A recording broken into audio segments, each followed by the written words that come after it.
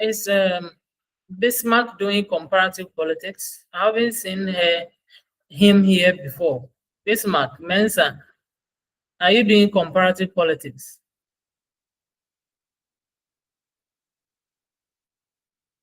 I think it's off. Okay.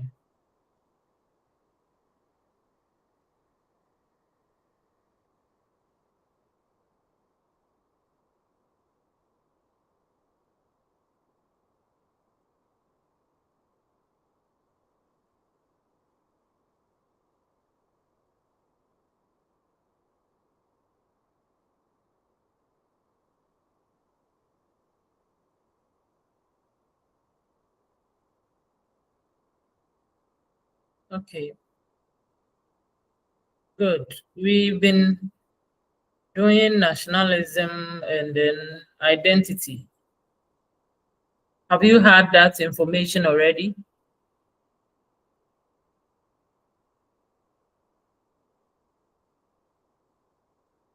I'm asking whether you have information on nationalism and identity so that I go straight to citizenship. No, doc. Even the last week, we couldn't get anything. Yeah, because of the recording. I thought they have given the recordings to you. And I know they have links that they give to you. And to be frank with you, those who don't come to for lectures, I don't send slides to them because I'm not sure whether they are doing comparative politics. So I send to those who appear here. The previous or the first day, many people came, but since then, it has only few people who attend the online lectures. And because I'm not sure whether they are doing comparative politics, those who attend are those that I send the slides to. So that is that. Until the class rep, you told me you are not well. Even that week, those who were here, I think it's only one person or so. So yeah. Bismarck, are you doing comparative politics?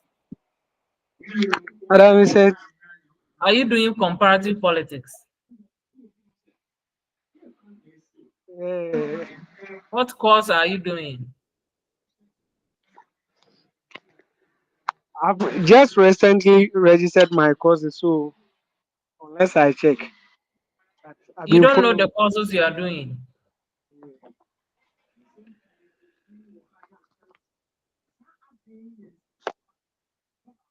Unless I check from my courses.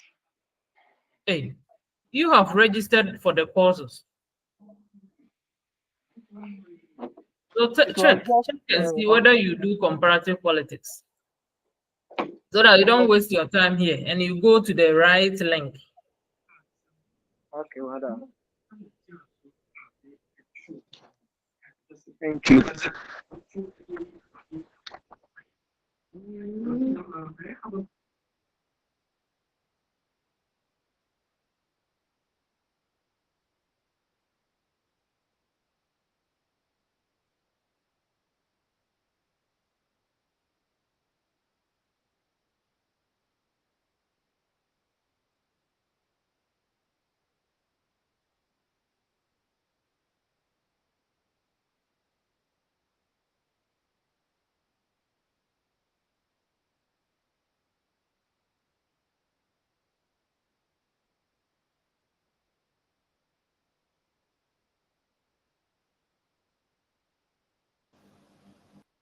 Yes, I believe that the the recordings are sent to students.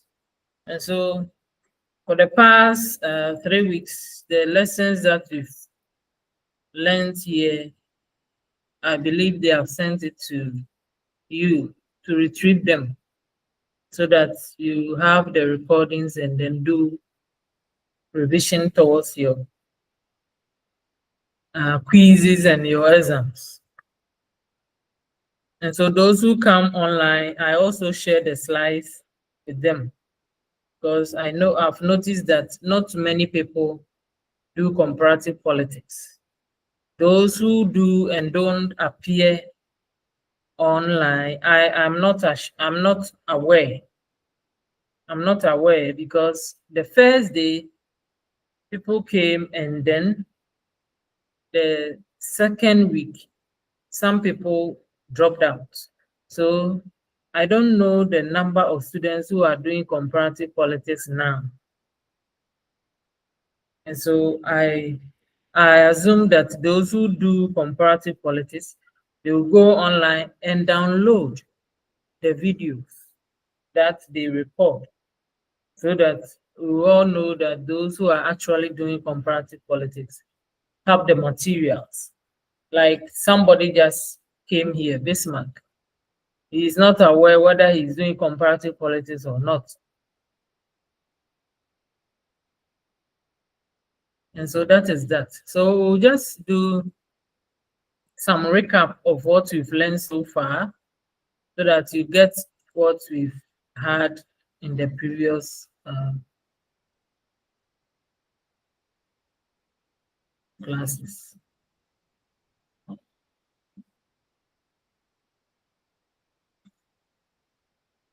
So please, can you see the ethnicity and nationalism?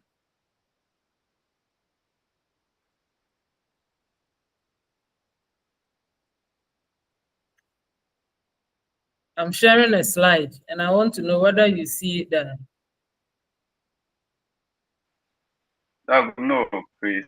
It is only the University of Cape Coast logo on the page. Thank you.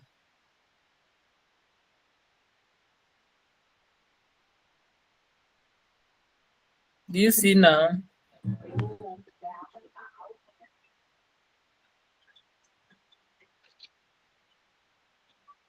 No, please. No. You don't see the unit title. The unit We can title see. is there, but the other. It's I'm we can only see ethnicity and nationalism.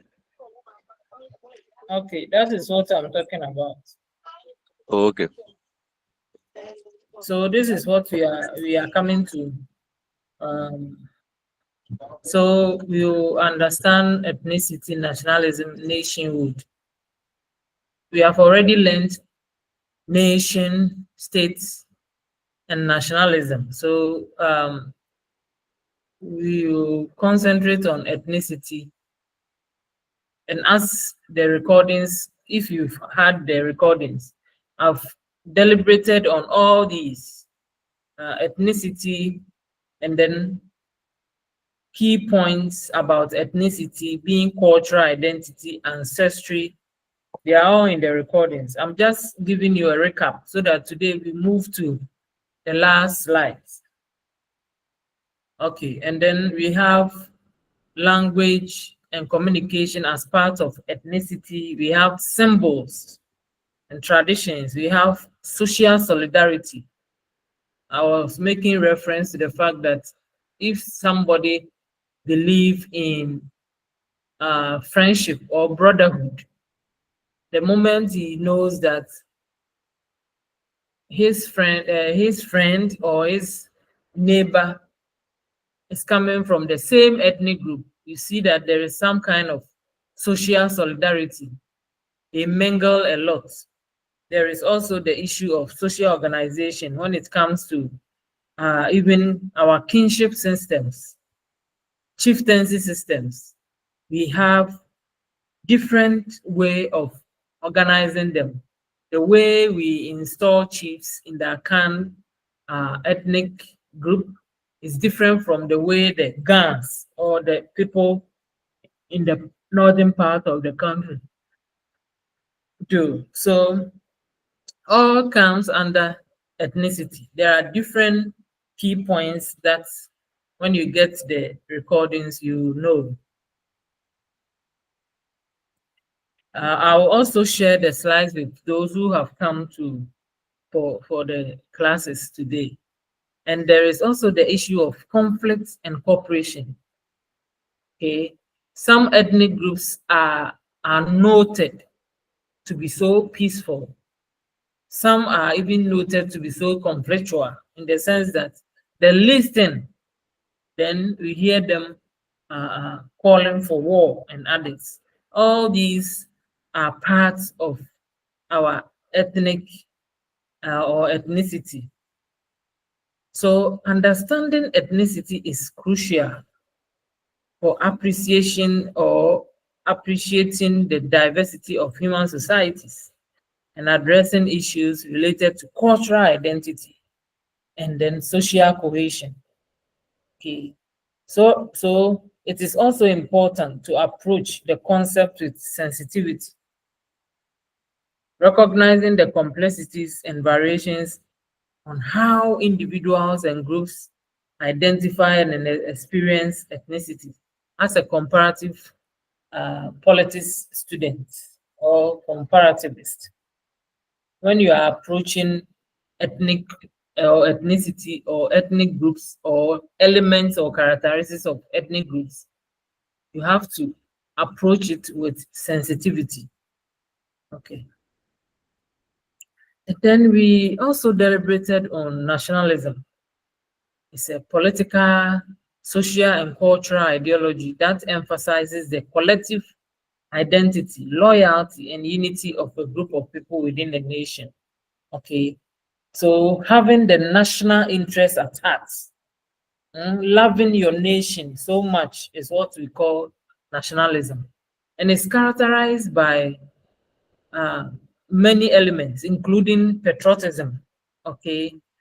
People devote themselves to their nation to the extent that they will be ready to die for their nation. They are so patriotic, okay, that they always show interest, even when they are in another man's country. You see them wearing all kinds of things from their native country, Ghana. During Sundays, they will wear kente. They will do all kinds of things to portray that they are so patriotic when it comes to themselves and their nation. So there are some features or aspects of nationalism. So nationalism also revolves around shared national identity. This identity is often defined by commonalities such as language, culture, history, and even the way we talk. Okay, the way we talk, the way we respond to issues. When you get to a place or a foreign country and you hear somebody, a black person saying, please, then it click your mind. This person may be coming from Ghana, because Ghanaians, we are noted for saying please, please, please a lot. I remember when I went to another country somewhere, and then we were speaking, I said, please. And the person had been in Ghana before. We said, are you a Ghanaian? And I said, yes. And so, yes, I know. I've traveled all over the world, and I know that Ghanaians, they like saying please, please, please, please. So that is the identity, national identity. Even when the person is insulting you and you want to have your way, you say please. Okay. There is also the issue of patriotism and love for the nation. There is also cultural expression. Okay. Nationalism can be expressed through cultural symbols, traditions, literature, and arts. So anywhere you see probably Sankofa, you see Jinyame symbols, you see all these arts, then you click. So, oh, these artifacts are coming from Ghana. So that shows our love for our nation. You go to somebody from Ghana and the person has even settled in US or UK. when you enter the person's room, all that you see around is Ghanaian symbols. Then you see that still the person loves his or her country very much, and that is part of nationalism. There is also the issue of political movements. Okay, nationalist movements can take the form of political activism or struggles for self-determination. So these movements may seek independence, autonomy, or increased political representation for a specific national group. So let's look at during colonial rule, when the nationalists wanted liberation. Okay, Kwame Nkrumah and co formed these movements, these political movements, and then ensure that once we want our country to be free, then we have to form these movements to counter the colonialists. And so nationalism comes with movements. Okay, so let's even look at what the United Party that we have now, led by Honorable Alan Chemantin. When they started, they formed movements. It wasn't a political party. And it's for the love of the nation that they are saying that maybe their previous political party is not good enough. And so they are forming a new political movement. And from the political movement, they have been able to form a political party, United Party. And so the love of one's nation leads to the formation of movements and political parties. There is also the issue of national sovereignty. Okay, nationalists often advocate for autonomy and sovereignty of their nation. So, as I indicated earlier, Kwame Nkrumah and co, they wanted freedom from colonial masters. And so, what did they do? They advocated for sovereignty. So, after independence, they had their government in place, and then they also fought for Republican status. There is also the issue of historical narratives. Nationalism often involves the construction of historical narratives that highlight the nation's achievements, struggle for independence, and moments of collective significance. Okay. Once in a while, we hear about people who have fled this country, who have composed music like Efrimomu. It's now that we've not been hearing of him, but the narrations, historical narrations, is part of nationalism. All that Kwame Nkrumah did, we continue to narrate them. Well, even when you go to other countries, they learn. And if they have African study centers, they learn about Africans, and they learn about histories of nations. And if the dean or the head of department of that organization happens to be a Ghanaian, at least you will chip in some kind of history about Ghana, and the students will learn. The issue of nation states, the concept of nation states, where a sovereign state corresponds to a specific national group, is closely linked to nationalism. The nation-state model aims to align political and national boundaries. Okay, so as we had Togo people, they were part of Ghana. So when we wanted to form governance.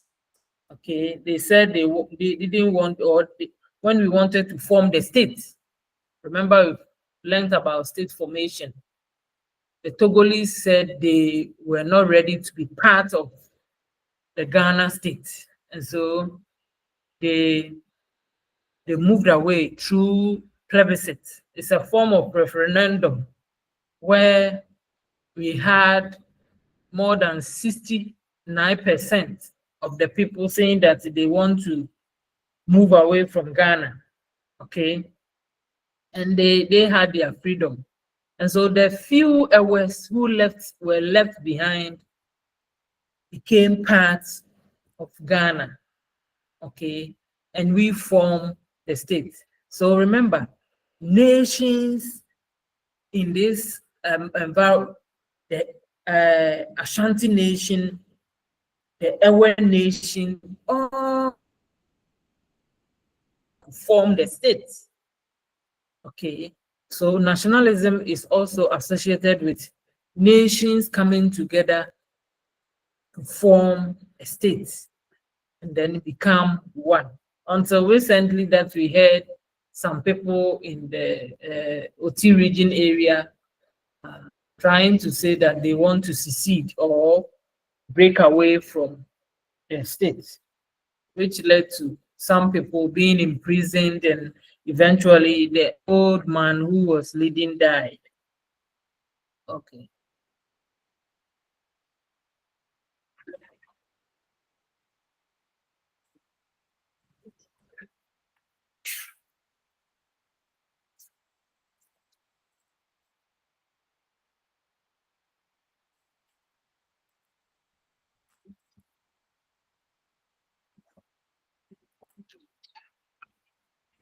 In nationalism too, one aspect is ethnic and civic nationalism. Okay, nationalism can be based on ethnic or civic principles.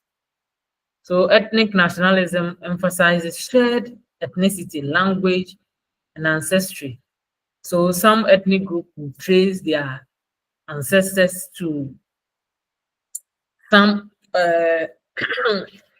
so for instance, when you hear the historical narratives, some people will trace their origin. Okay, for instance, the Gans, some trace their origin from Egypt, some also trace their origin from Nigeria. Okay, so all these things come together to show that people love their nation. Okay, and so you also hear them emphasizing the fact that they should speak their own language. Recently, we've heard about Gans also proposing that the Akwaba that we see at the airports, we should also have the Gan language for Akwaba. Okay, so we know Akwaba is an Akan language, and Gans also another ethnic group, and believing that the airport is situated in their jurisdiction, which is the Accra, they also wanted their language to be projected. Okay, so that is how it is. Then we have global and regional nationalism. Nationalism can extend beyond individual countries to regional or global movements. It can manifest as a sense of regional identity or as part of broader international movements.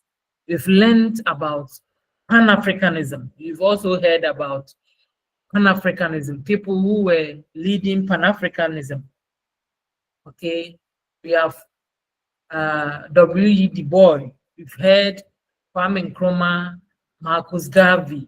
All these things, these people were organizing Pan-Africanism. So because of the love for the African continent, okay, we had this Pan-Africanism, which is also part of global nationalism. Okay, and we also have regional nationalism. Heard about African Union, African unity. First, And then now we have African Union. So Organization of African Unity, that is what we used to have. OAU, Organization of African Unity. It's a form of regional nationalism. And then now we have African Union. It's also regional nationalism because we love the African continent. There is also the issue of impact on international relations. Nationalism has a significant impact on international relations, influencing diplomatic relations, conflicts, and alliances between nations. Okay, so for instance, if Nigeria was once colonized by British, and the Ghana was once colonized by British, other countries that colonized by British, they will form alliances and they love themselves. Now we have ECOWAS. We have ECOWAS making up of Anglophone and Francophone countries. Okay, we are in the sub-region, all right, but because they have some link with the colonial masters, you see that they are forming cliques. So we have Anglophones and we have Anglophones. Okay. The same thing, we have Commonwealth Games. Commonwealth Games, we have countries that come together. Those who were under British rule, they have formed these Commonwealth countries, and they organize Commonwealth Games so that continuously they love themselves and they have impact in their diplomatic relationships. So people or countries who were colonized by the British, most often they have this kind of relationship. Governments relate a lot, and those countries were also colonized by the French. You see that they also have that rapport among themselves, the French countries. Okay, like Guinea and Cote d'Ivoire, all these countries that are speaking the French language, they have this rapport among themselves, same as countries like Nigeria and Ghana having this rapport because they speak the Queen's language. There are also challenges, okay, and criticism. So nationalism is not without challenge. Extreme forms of nationalism can lead to exclusionary practices like xenophobia. Okay, recently or some few years back, we've heard about South Africans loving their country so much so that they were driving away other foreign countries or other foreign country nationals, like Nigerians. They were driving away Ghanaians too, because they were saying that they have taken over their trading, their jobs, and even their women.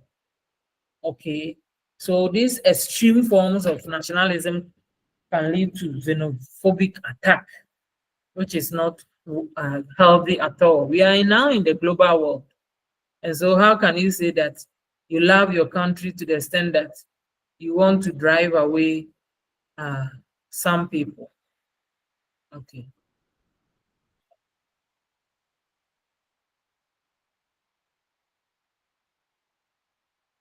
Okay. In conclusion, we will talk about patriotic symbols like flags, national anthems, and then they serving as tangible representation of the national identity. Okay, and it's central to nationalist sentiments. Okay, so even when we are playing football, the World Cup, the moment is 10, Ghanaians will sing the national anthem, and those spectators will be waving the national flag.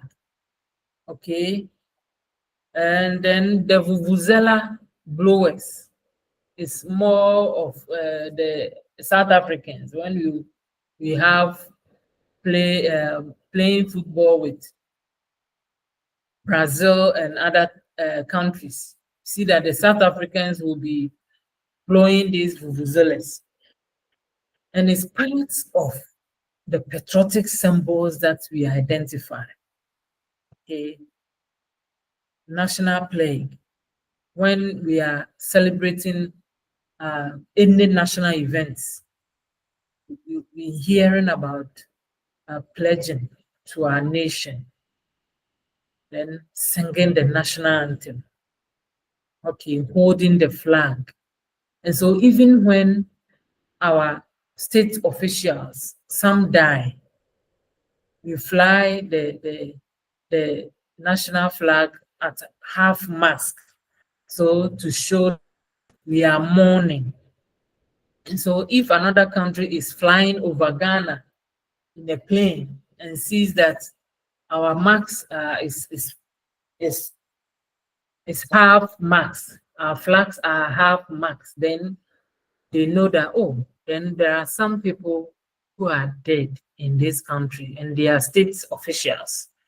Okay, I remember when the 8 state officials died during the plane crash.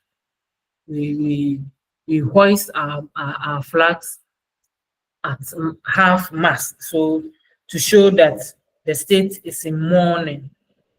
Okay. Okay, so before we continue, do you have any question so that I move to the next one? Do you have any question?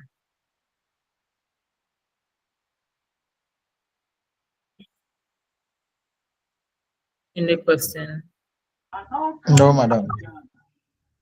Okay, good.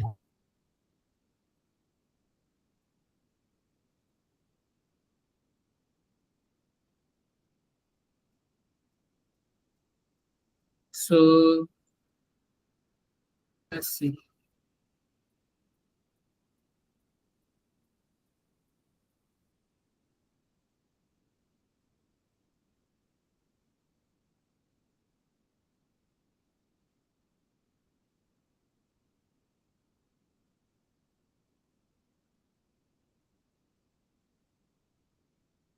Last time we learned about citizenship, and those who were here, we deliberated on citizenship.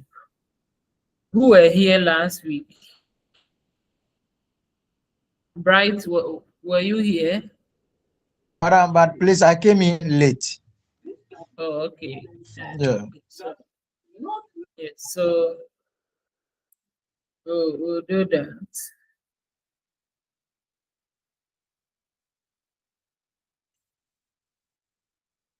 So citizenship and identity. So we discussed that citizenship refers to an individual's entitlement to the rights, protections, and responsibilities granted by a nation's government. Okay, so as I indicated, no one is on an island. Even if the island is a country, that person belongs to that island, and that person is a citizen of that island. And so you haven't seen somebody who says that I'm hanging in the air because I don't have a land to land on. Everybody is affiliated to a country, and that country will give the person's identity, and that identity is citizenship. Okay. So what are some of the legal status that a citizen should have? The person has the rights and privileges. Okay. Citizenship grants individuals various rights and privileges within the country, such as the right to vote, work, receive social services, access health care, own property, and enjoy legal protection. So compare yourself as a Ghanaian to somebody who moved from Nigeria to settle in Ghana. You have so many rights and privileges. Okay, you can vote, whereas the person cannot vote. Okay, you can have access to healthcare with your national health insurance, though foreigners are also having insurance card. they have the rate that they pay. Okay. You also see some social services that leap, for instance, this empowerment, how do you call it? Livelihood. Okay, livelihood against poverty. Okay, I think livelihood. What's the full meaning of leap?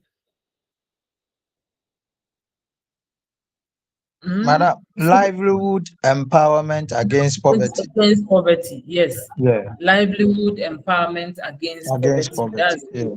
yes. You enjoy this social protection. Okay, you enjoy this social protection, but the foreigner who is coming to visit Ghana does not enjoy it because he's not a citizen. This is a right for only citizens. Okay, and so all these things you are entitled as a Ghanaian.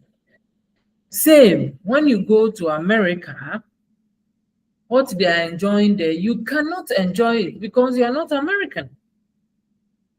Okay, so wherever you are, you enjoy these rights. That is why sometimes people feel frustrated when they deport them from other countries. For instance, if you are American, and once you are American and you a full American, and then you commit crime, they will imprison you. But once they see that you are a Ghanaian and you have asked for maybe permanent residence in that country, even when they have given you dual citizenship, they can deport you back to Ghana. Like we heard about this Kofi Adoboli, somebody called Kofi Adoboli, who was in Britain and then committed crime, heinous crime when it comes to financial fraud in the banks.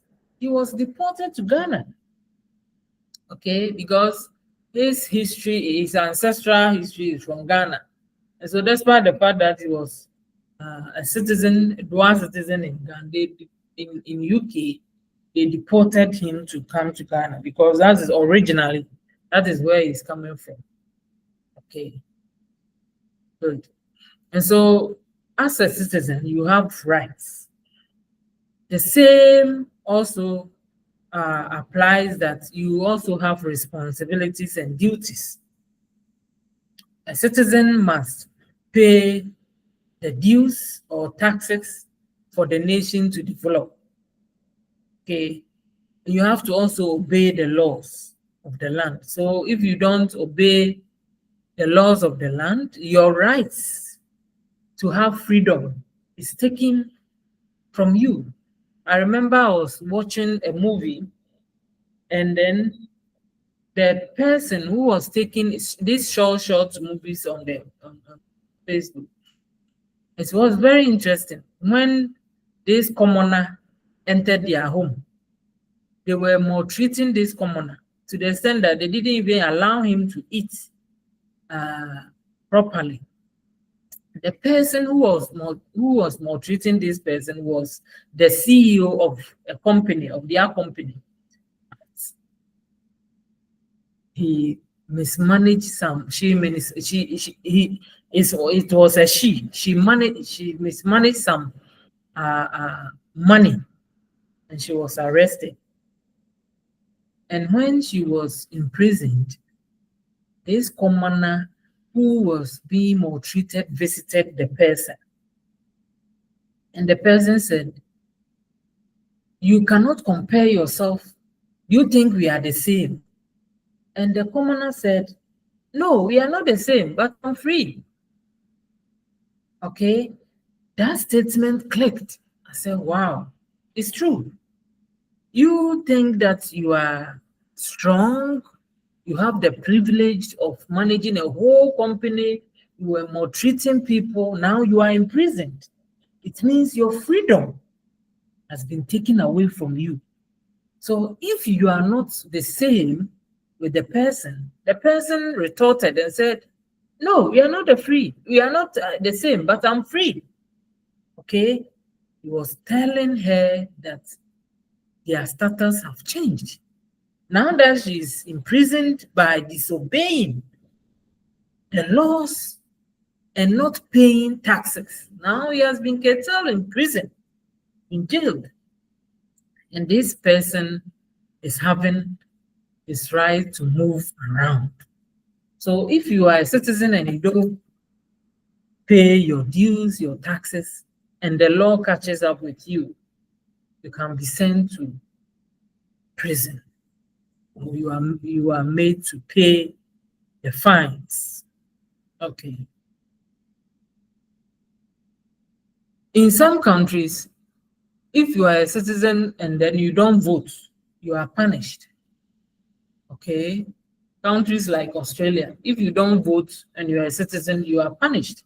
But Ghana here, it's like people don't even understand why they are voting. And so that is why the law is just looking, not just looking on. But under normal circumstances, a right citizen, those who know their rights and wants the state to do something for them, they have to also vote for the right person. That is why the campaign,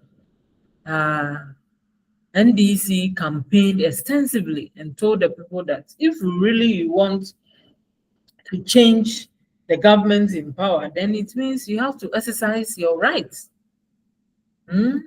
With all this fanfare, with all these Nasi songs to project NDC. Go and vote. Go and vote.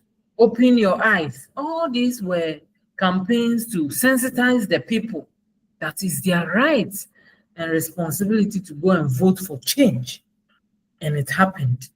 So if you don't also sensitize the people, like we have National Commission for Civic Education, sensitizing people to vote and have their civic responsibility as citizens to vote and know their rights, Ghana will not move on, as is happening in Togo. Recently, some people went on demonstration, and because there is no freedom of movement, there is no freedom of speech, the media is gagged by the state. The moment they entered the street, then the state apparatus also chased them. In Ghana here, we have the right to demonstrate. All that you have to seek is a permission by the police to accompany you whilst you demonstrate peacefully. The Public Act, you seek this right from the police, and they will accompany you to demonstrate against the state. So in Ghana, we are enjoying our democracy as compared to some countries in Africa. And we are enjoying our citizenship very, very well. And we are also responsible. When we see some foreigners maltreating others, we report to the police station. Now, Ghanaians are fighting galamsey, but we've heard about some government officials involved. And this Honorable Ebenezer, I've heard that he was granted bail. It means he was arrested. In some corrupt nation in Africa, you wouldn't see such things. And even in our previous government, did you hear a minister being arrested because of galamsey? No, but because we want change in Ghana, we all voted for a change. And that shows that we are responsible citizens. President Akufo-Addo said, don't be spectators, be responsible citizens. Okay, so that is what we are doing. If this government does not also do well, like the previous one, Ghanaians will vote them out. Okay, and that shows that we are developing as a nation. We also have global citizenship. global citizenship. Kofi Annan was a Ghanaian, but he was also a global citizen in the sense that he was managing the United Nations, General Secretary, Secretary General of the United Nations. So once he's responsible for the whole world, managing UN member states who had more than 190 members in the United Nations, and Kofi Annan was their Secretary General. He was a global citizen because he was ensuring that things in the world are good for every citizen, irrespective of where you are coming from, being it a Togolese, being it a Beninois, being a Nigerian, from Cameroon, Burkina Faso, even American, British, because he was the Secretary General, the UN Secretary General. He was a global citizen, ensuring that. And so even he left office, when there is war, he was invited to mediate, okay, between these warring factions. And so once you're a global citizen, you are called upon to do all these things. Okay. Global, it promotes awareness of global issues, cultural understanding, and a sense of shared humanity, encouraging individuals to contribute positively to the world community. Okay, so that is that. So citizenship is a fundamental aspect of one's legal and political status, providing individuals with a sense of belonging, identity, and a stake in the society in which they live. It serves as a foundation for participation in civic life and the exercise of rights and the fulfillment of responsibilities within a nation. Citizenship plays a crucial role in shaping an individual's identity, rights, and social participation. It forms the basis for legal and political inclusion, impacting various aspects of an individual's life and their relationship with the state or country they belong. So Ghanaians, we are enjoying our citizenship. That is why when somebody hits somebody on the road, a driver hits a pedestrian on the road, you see that the whole community will be following that driver to arrest that driver, to send the person to the police station. And if luck is not on the driver's side, they lynch the person to death. But we have been sensitizing ourselves that that is not right. So as a citizen, you don't kill your fellow citizen. Let the law take its course. Okay?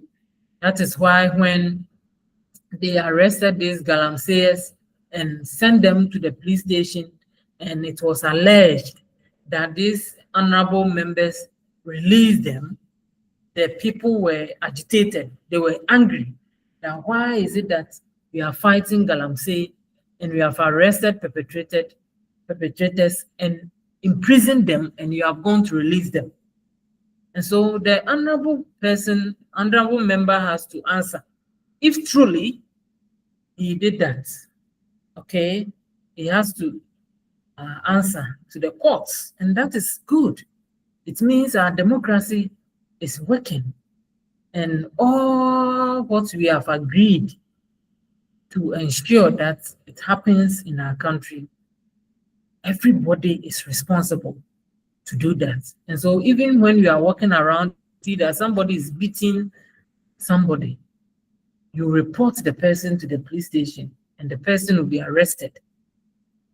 We are all our neighbor's keeper so that we live peacefully in this country. So how do we acquire citizenship? Okay, Citizenship can be acquired through various means, including birth within a country or descent from citizen parents. Okay. So when a citizen is granted on a person, it depends on whether the person has parents in Ghana or the person was given birth to that country, like what the Americans do. I don't know whether they have canceled that privilege. Once you are given birth in or you were born in America, automatically you are American, okay? And they will give you passports. So a lot of people, when they go and study, they try and give birth in that country, okay, so that their children will become American citizens. And I know some friends who have done that. Okay, but still, the children are in Ghana, but they are having American passports as citizens. So anytime they want to go to America, they just sit in the plane and go without seeking any visa because they are American citizens. Okay. And once they are coming to Ghana, it means that their parents must secure them visa to come to Ghana. And when they are going to America, they don't need visa to go to America because of the passports that they have. Okay, so that is that.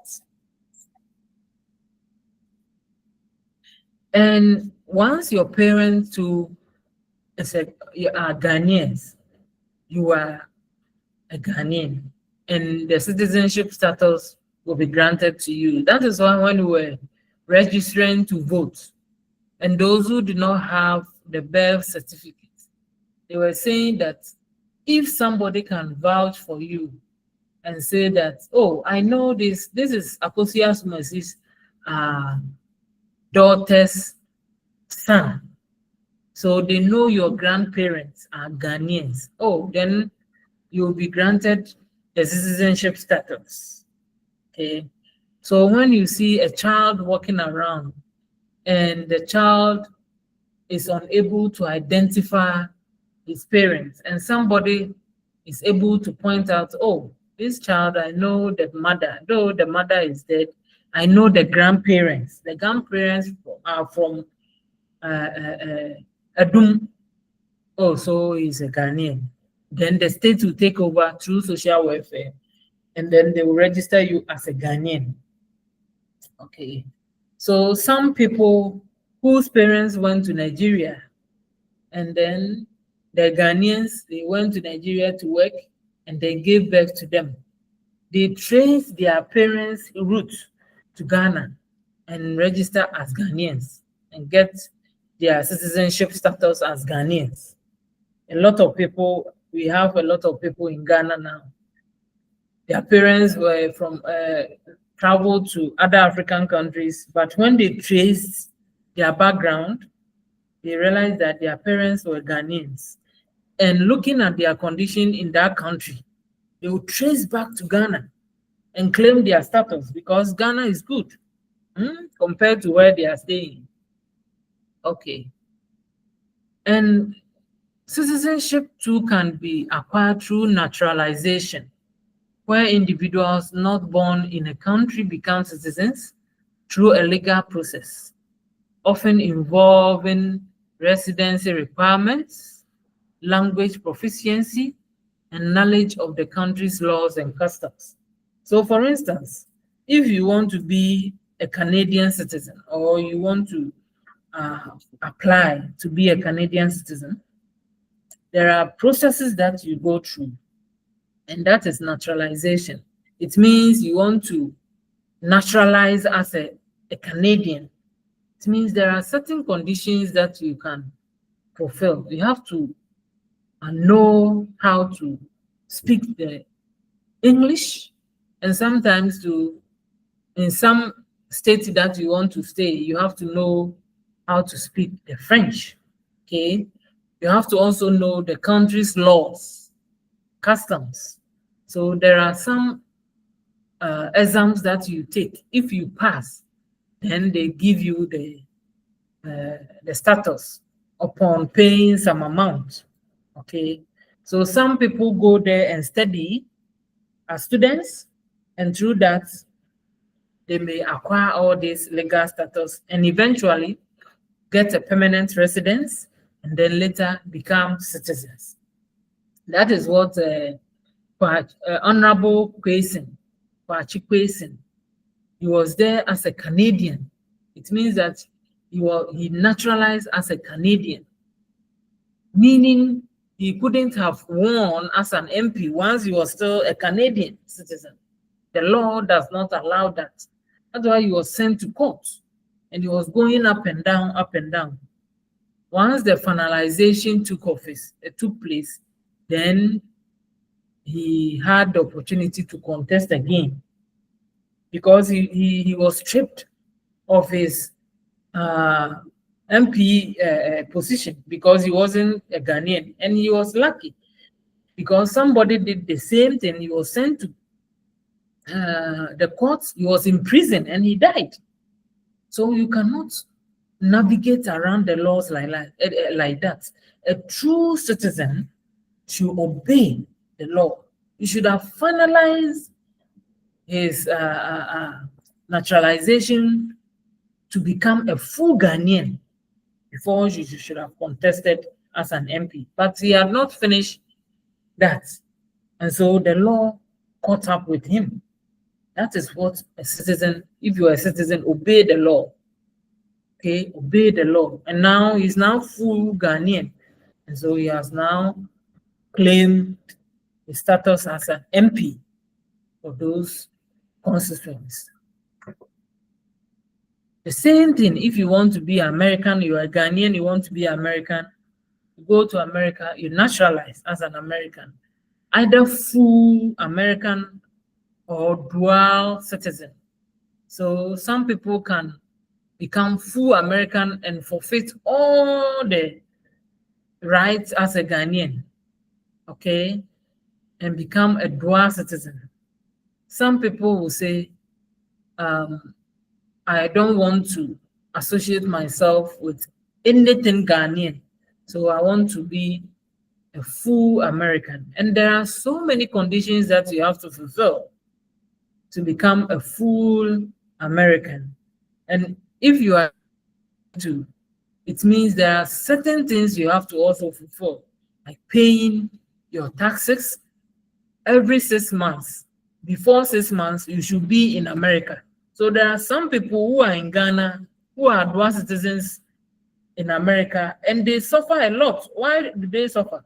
Because you have to be in that country to file your tax and all that. You have to pay some taxes too. You have to.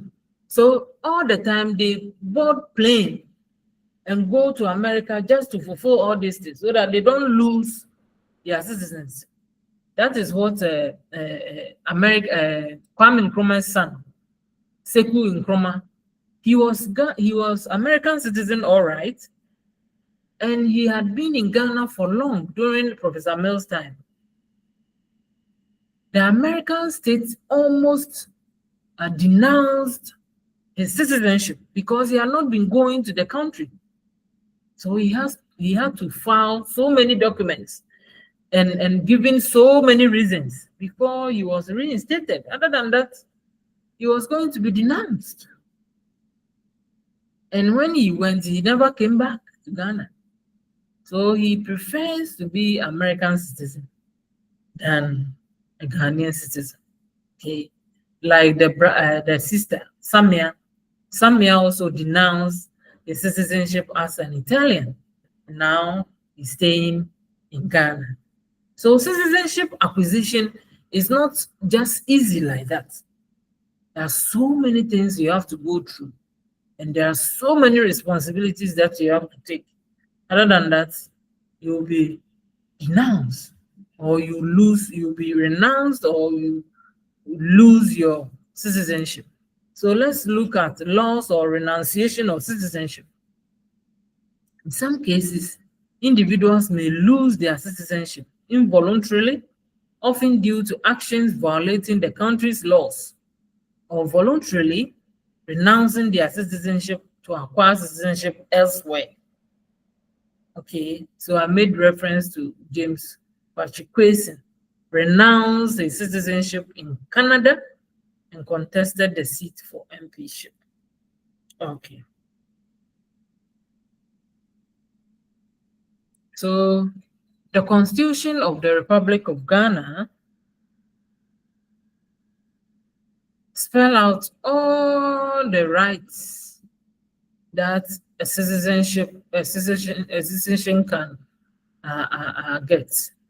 So, subject to the provisions of the Constitution, a person born in or outside Ghana after becoming or coming into force of this Constitution shall become a citizen of Ghana at the state of his birth, if either of his parents or grandparents or was a citizen of Ghana. So even if your parents were dead, okay, and you can prove that your parents were citizens of Ghana, then the Constitution guarantees that you will be citizen. Okay. Okay. So let's look at, after this, any question? Any question before we go to identity?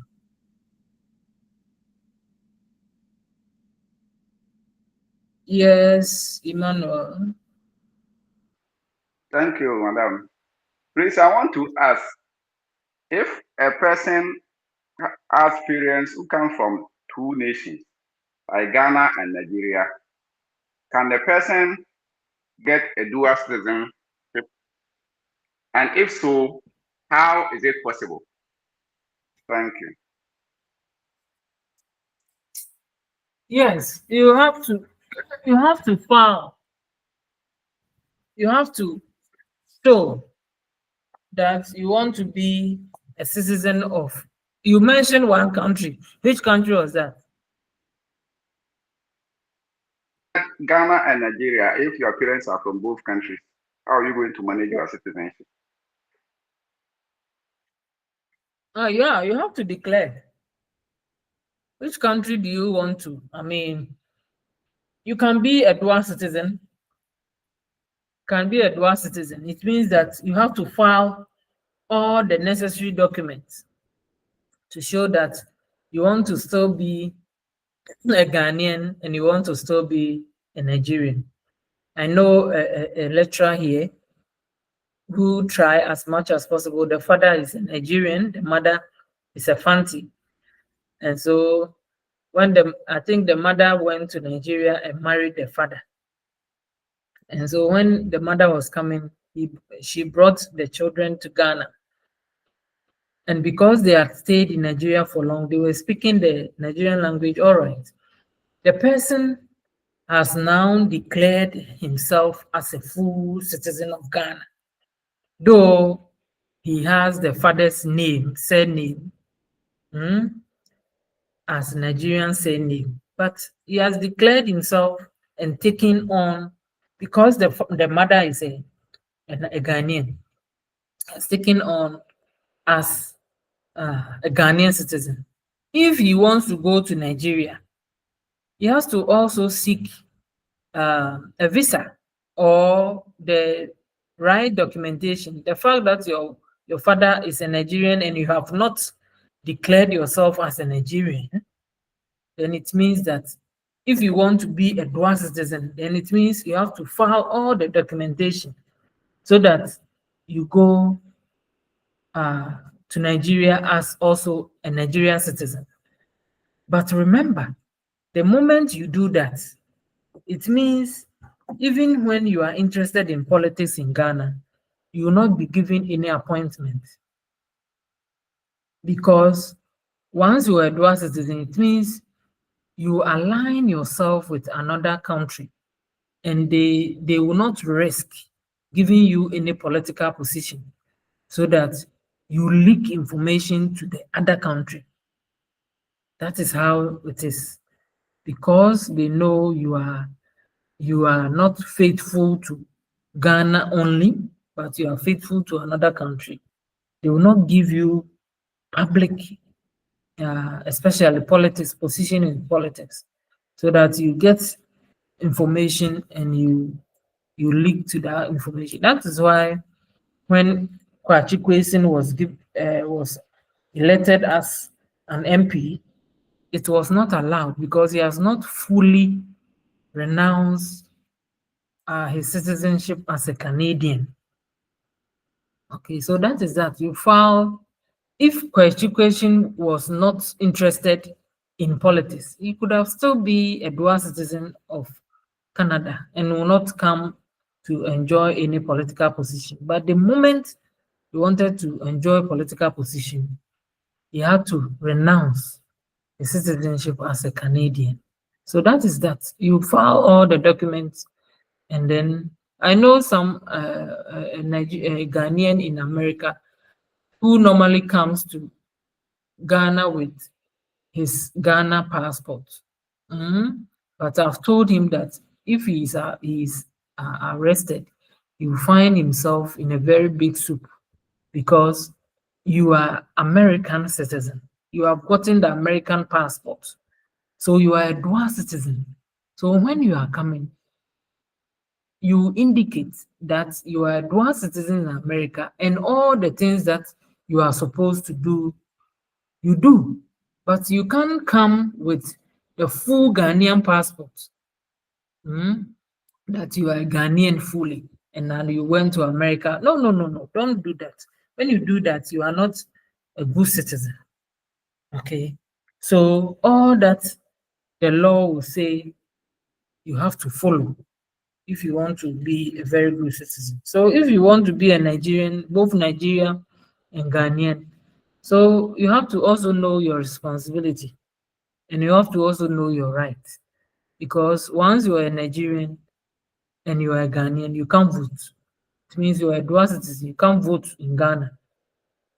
And you can also vote in Nigeria. So choose one and then you'll be free. Abba answered your question. Yes, please, madam. Thank you.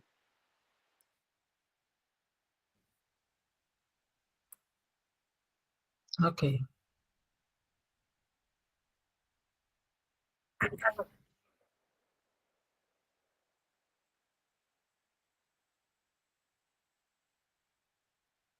So let's look at identity. How do you identify yourself? Do you identify yourself as your language? Do you identify yourself as your dresses? Do you identify yourself as the belief system, what you believe in? Okay, so identity refers to the characteristics, beliefs, values, personality, and then affiliations that define and distinguish an individual or a group.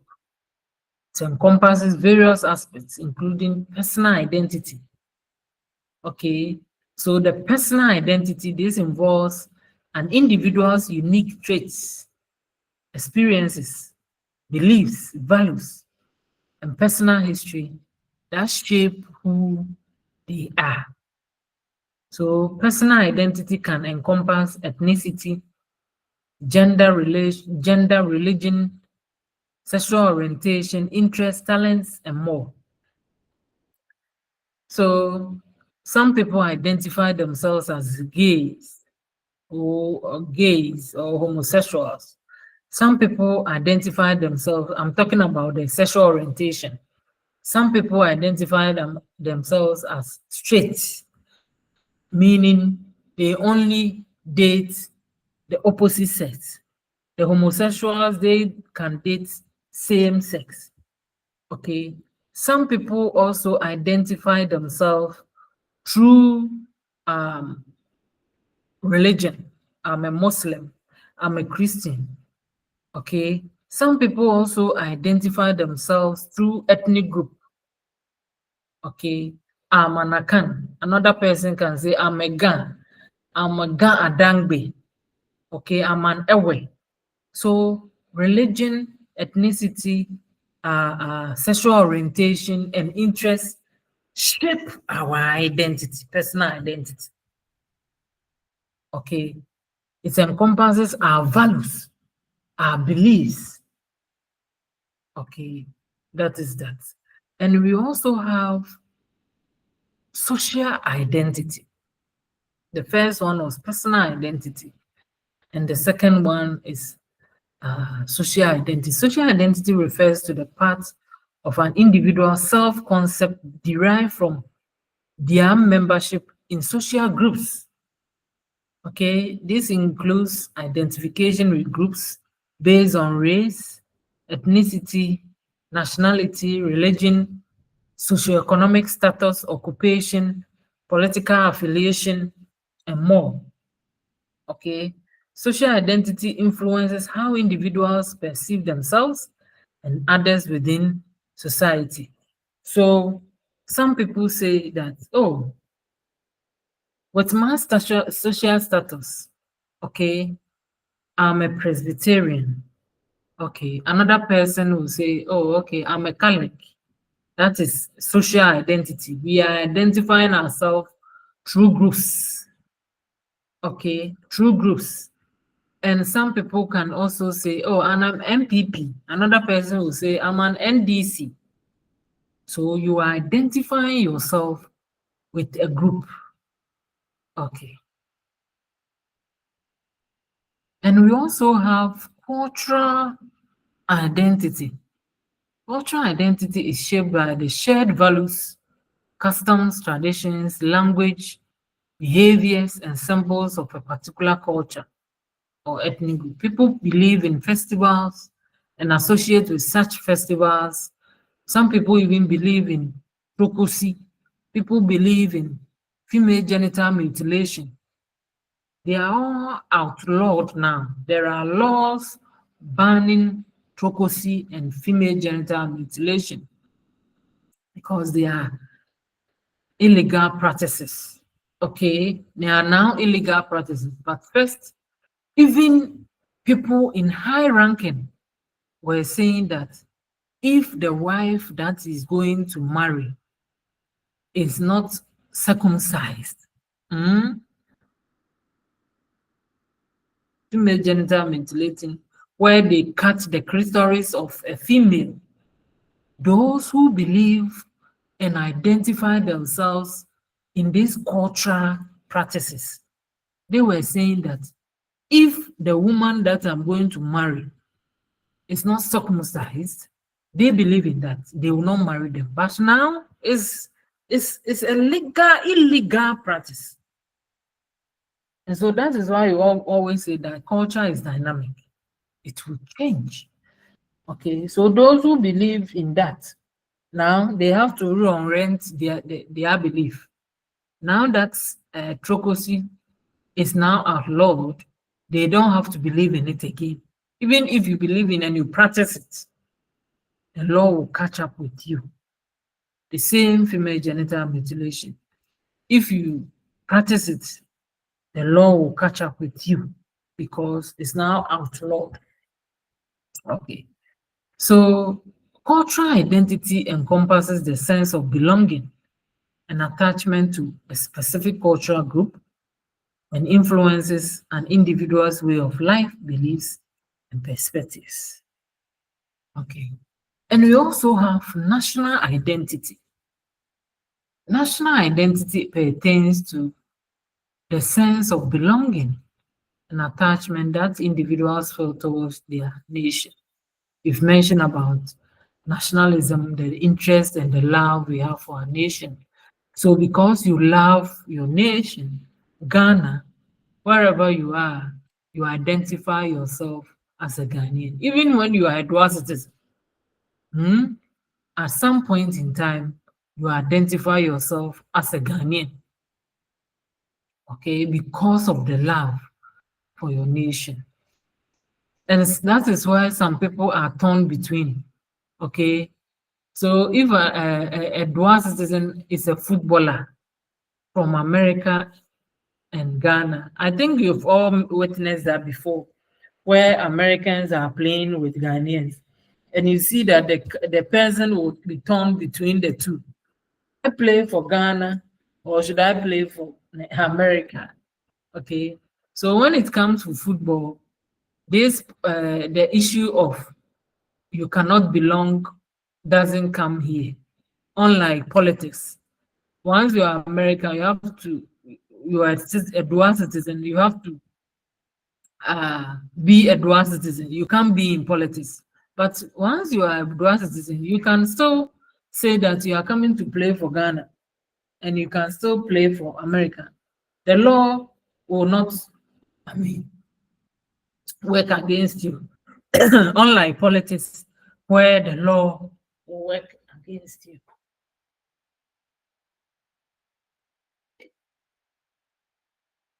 Okay.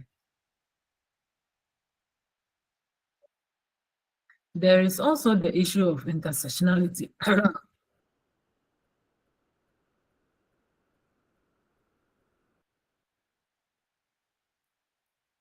Intersectionality in identity, identity can be complex, intersecting, meaning individuals may identify with multiple aspects of identity simultaneously. Okay, somebody can identify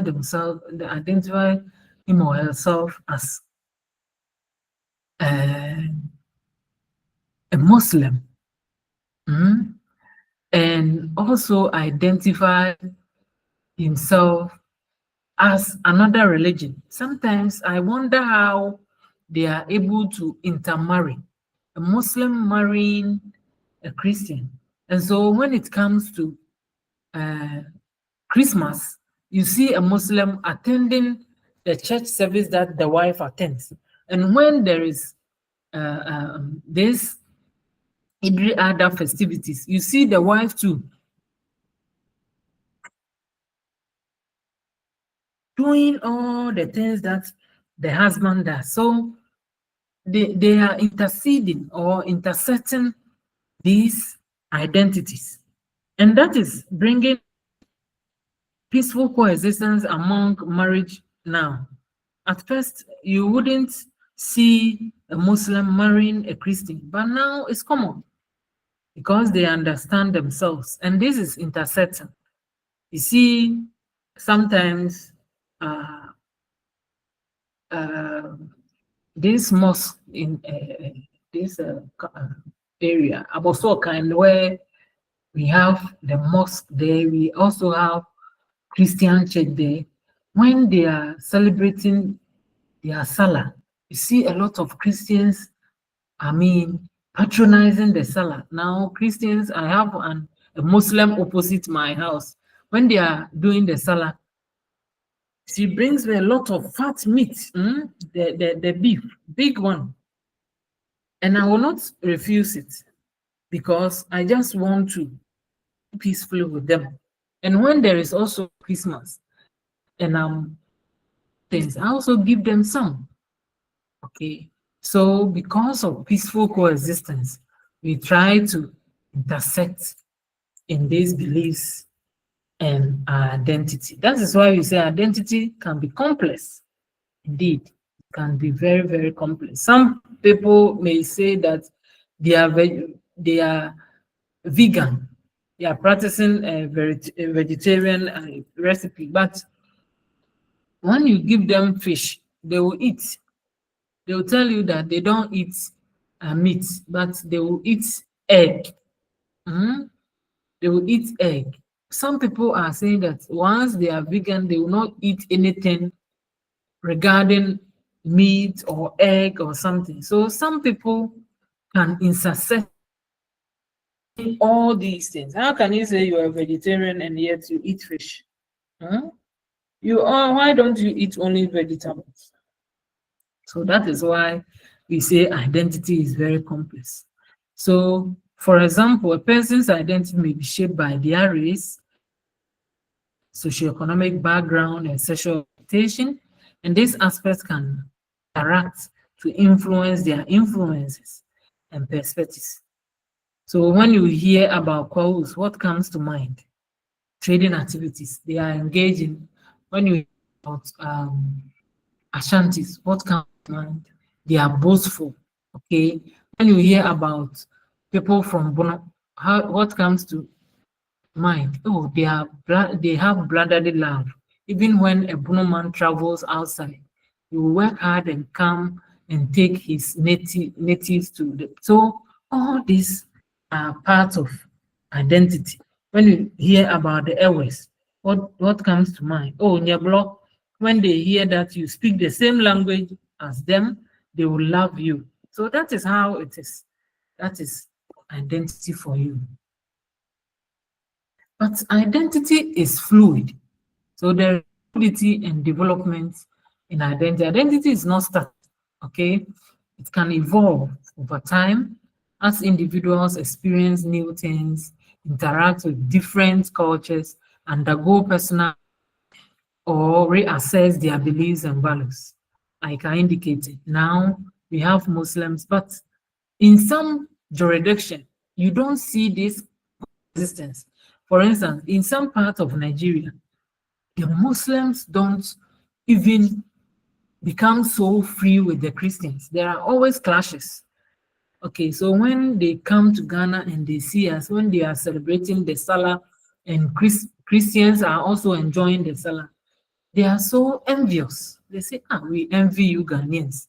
Look at the way you are living, so lovely, peaceful, enjoying the Salah and the Christmas together like that. They are happy when they see it. And it's because identity is fluid. And because we love ourselves. And because when we go to school, Muslims and Christians, we all mingle together. Okay, and learn the same thing. So that Muslims will learn something about Christianity, and Christians will also learn about Islamic religion, and so that we understand each other. I don't think it happens in some of the countries that I've mentioned. That in Nigeria, somebody mentioned something that was affecting Muhammad, and quickly they lynched the lady to death. These Muslim students lynched the lady to death because he has mentioned. But if they had learned something about Christian religion, and the Christians have also learned something about Islamic religion and understand how they respect the Muslim, the Muhammad, their descendant, they propagate of the Islamic religion, this thing wouldn't have happened. They wouldn't have lynched the lady to death. So because of time, because of the interaction that we have among ourselves, in most of our communities, we have Zongo communities, okay? And we relate to them very, very well. And that is why we are living peacefully in this country. Okay, so we can take a break and we come back at 9:55. We are taking 10 minutes break. We'll come back and then we'll finish with our last slide for today, because today is the last week and we want to finish all the slides, and I'll give to you in your emails. So let's take about 10 minutes break, and then, but before we go, if you have any question, ask, and then I'll explain to you.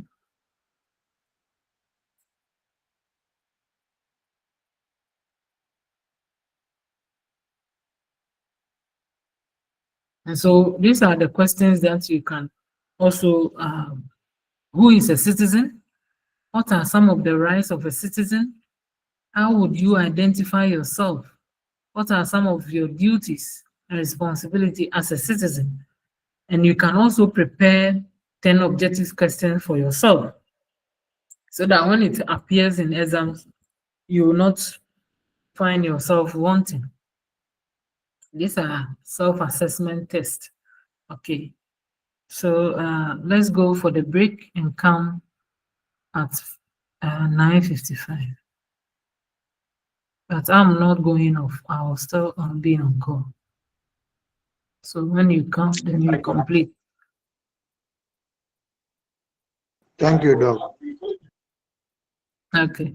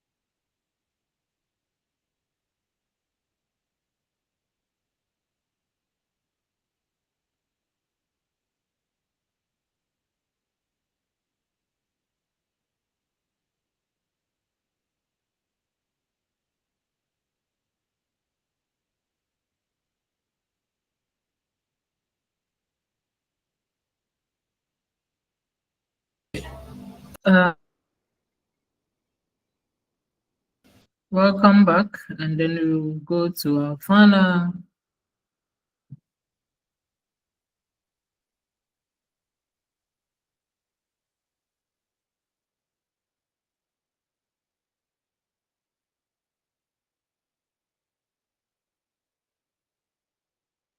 Okay. Today we are looking at political systems. Political systems. I hope you can see from the slides.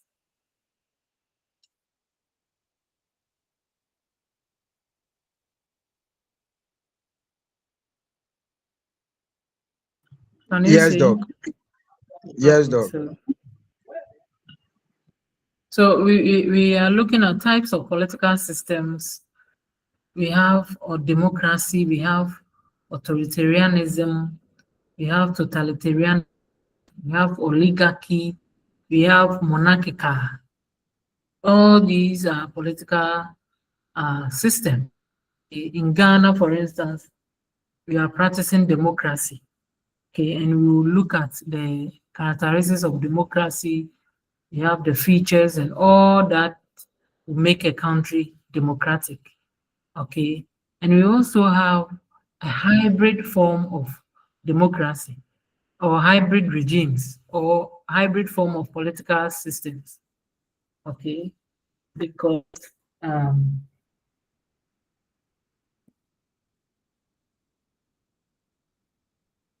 it will not be fully democratic. Okay, it will not be fully democratic, and it's hybrid. When we say something is hybrid, it's like half. Okay, so that is that, and we also see authoritarian form of government, totalitarian form of government, oligarchical form of government, monarchical form of government. Okay.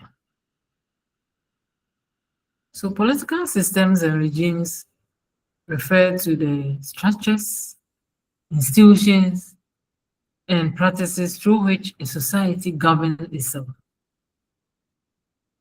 So they can vary widely across different countries and so let's look at elements of political systems. As I mentioned, we have democracy. So let's look at democracy, a system of government where power is vested in the people who exercise it directly or through elected representatives. So Abraham Lincoln, who was once a president of the United States, defined democracy as government of the people, okay, by the people and for the people. Okay, so first, government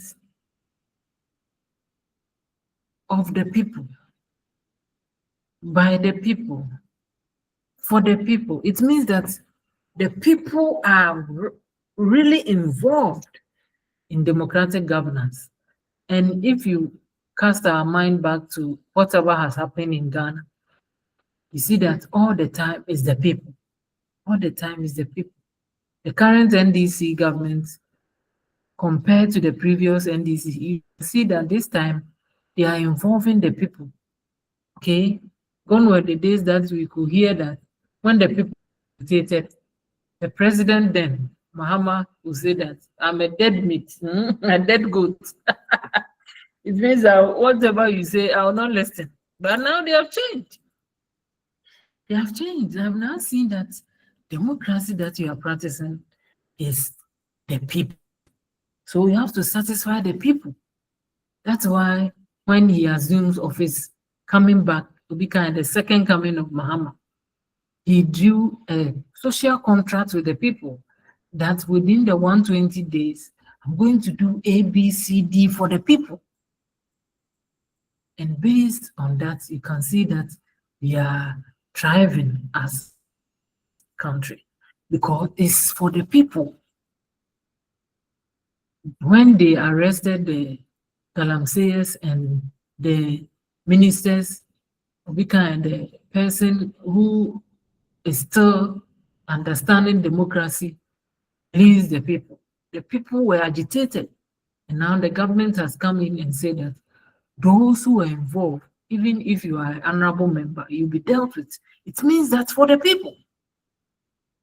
Okay? You cannot trample upon the lives or the rights of the people because we are practicing democracy. Okay. So in a democratic system, citizens typically have the right to vote, participate in decision-making processes, and have protection for individual rights and freedoms. Okay. Once it's the people, we have to ensure that for the people. Okay. So let's look at about authoritarianism. That one too is another form of political system.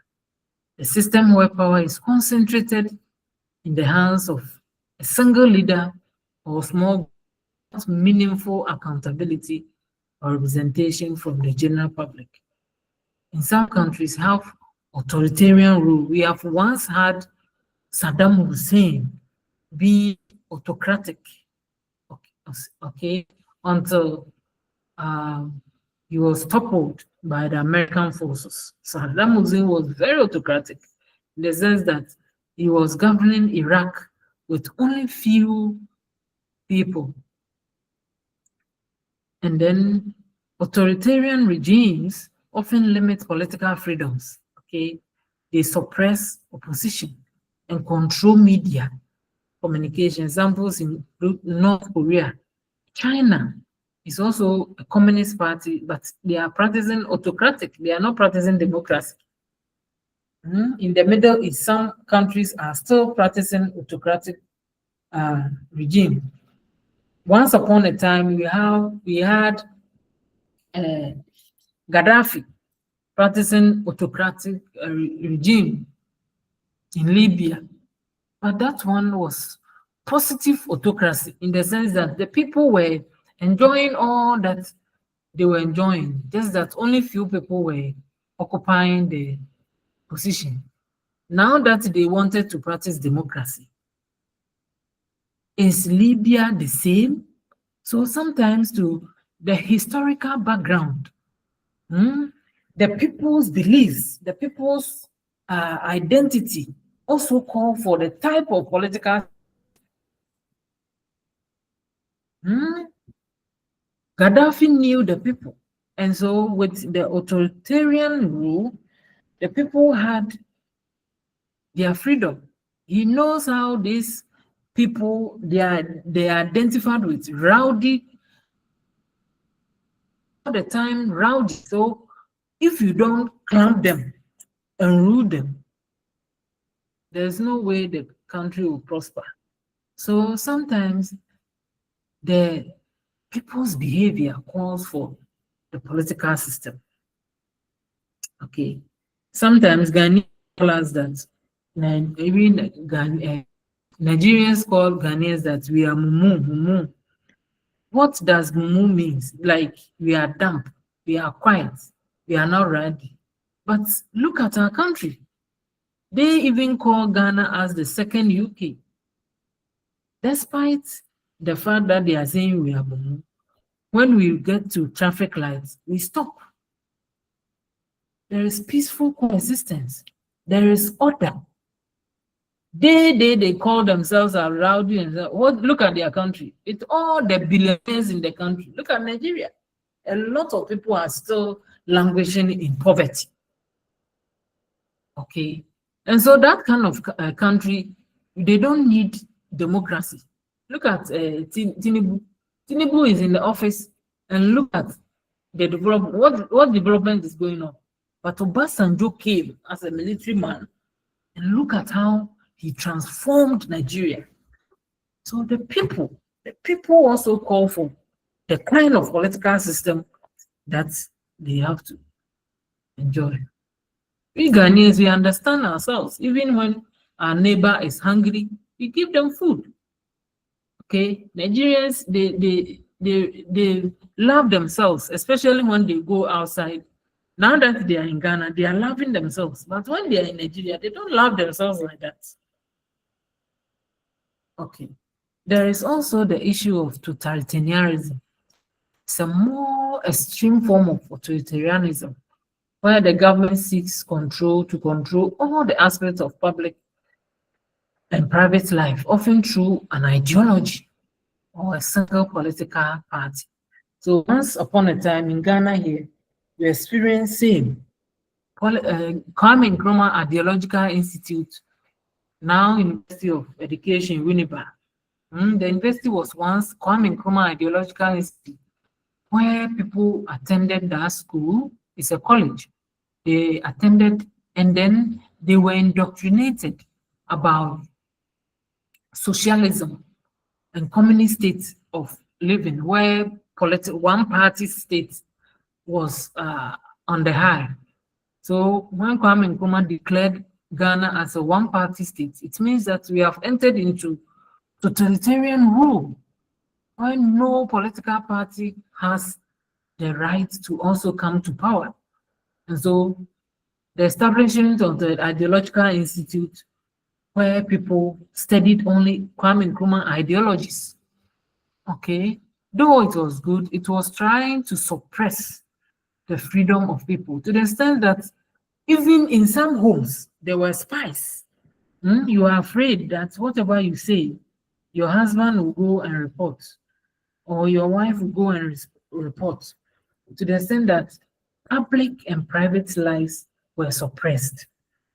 That's the form of political system. And it's not good for some countries, but it may be good for other countries.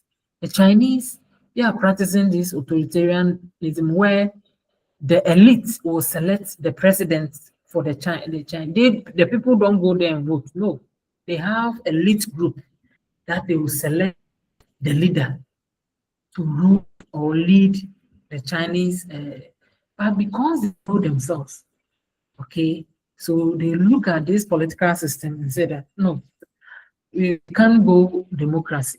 We have to practice communist state where we have one intelligent leader leading us. So before they will choose another leader leading Chinese, this person should have performed poorly. So they have classes. They look at the intelligent person, the one that they believe can rule the country, then they select the person. That's why Chinese, they are developing like that. They look at their system and then choose a leader who will lead them. Okay. Sometimes people say that democracy is not good for Ghana, but if we practice well, it's good. Just that corruption, only few people are chopping our money, and that is not making democracy favorable for our country. But if we are able to contain and control these people who are amassing wealth, democracy will be a beautiful political system to practice. Okay.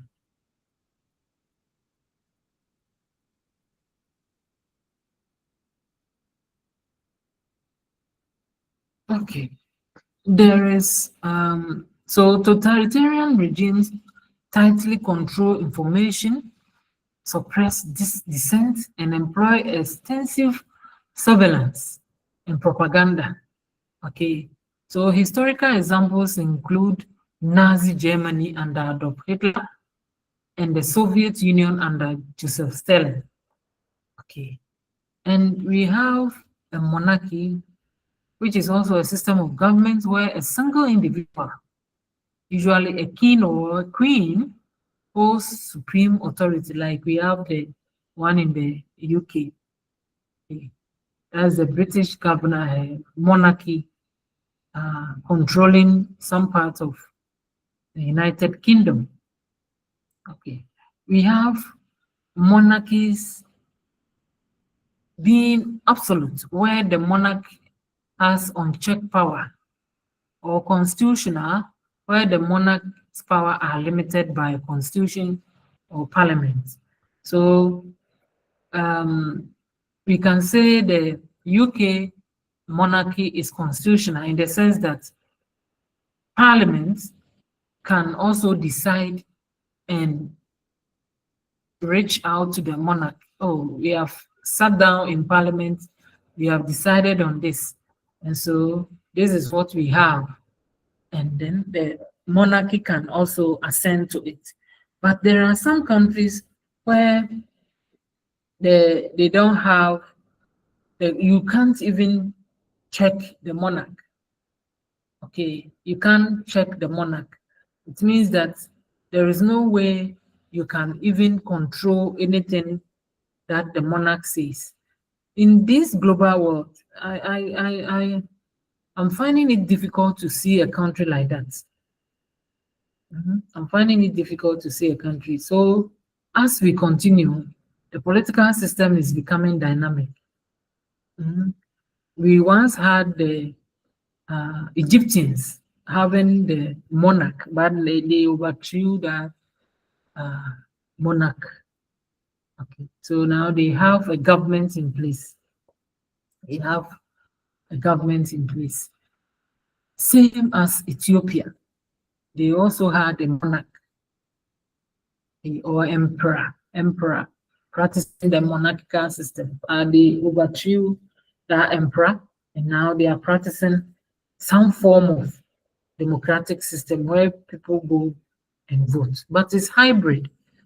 Hybrid is not total or full democracy. Okay. There is also oligarchical. Oligarchical. So oligarchical assisted power is concentrated in the hands of a small privileged elite, whether it's based on wealth, family ties, military control, or other factors.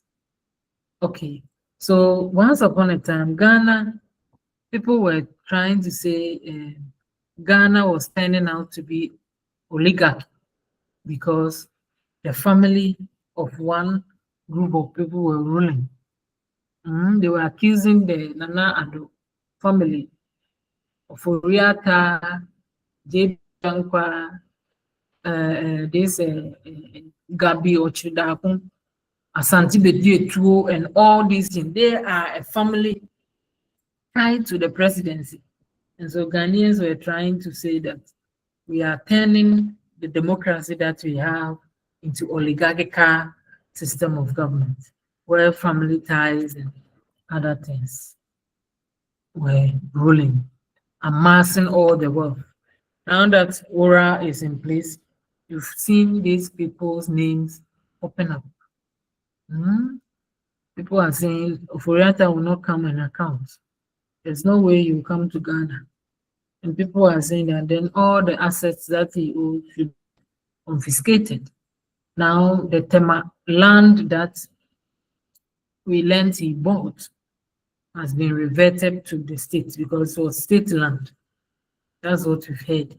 And let's continue to retrieve all the assets that they acquired without due diligence, so that if we practice due diligence in our democratic rule, every Ghanaian will enjoy, and the people will enjoy.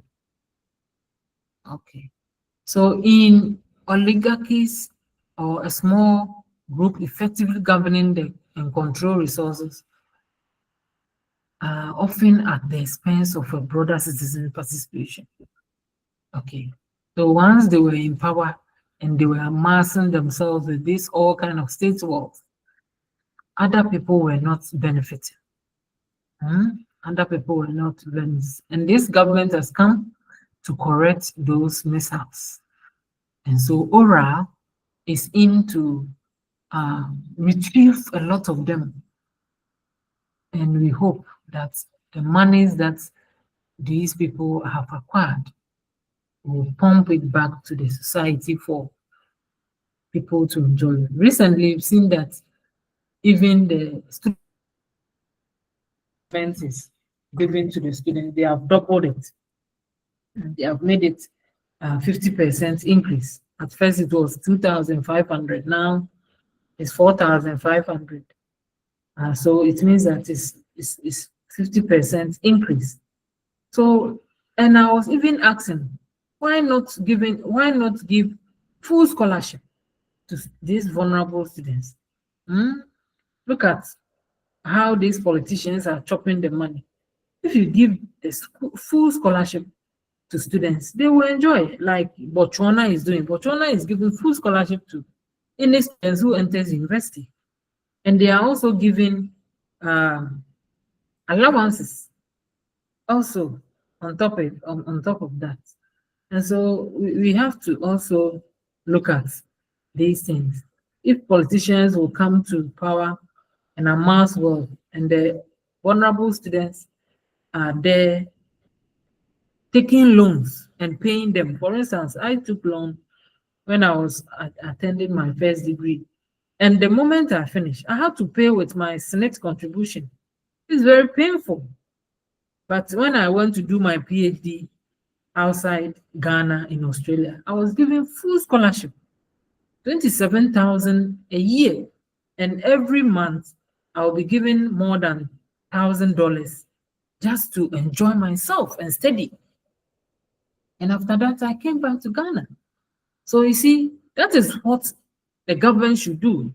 It should give scholarship to students so that when they even go to another country, they will remember that at least the government gave them a scholarship, some form of scholarship. When I was receiving my scholarship in Australia, I was also paid my salary half, at least half.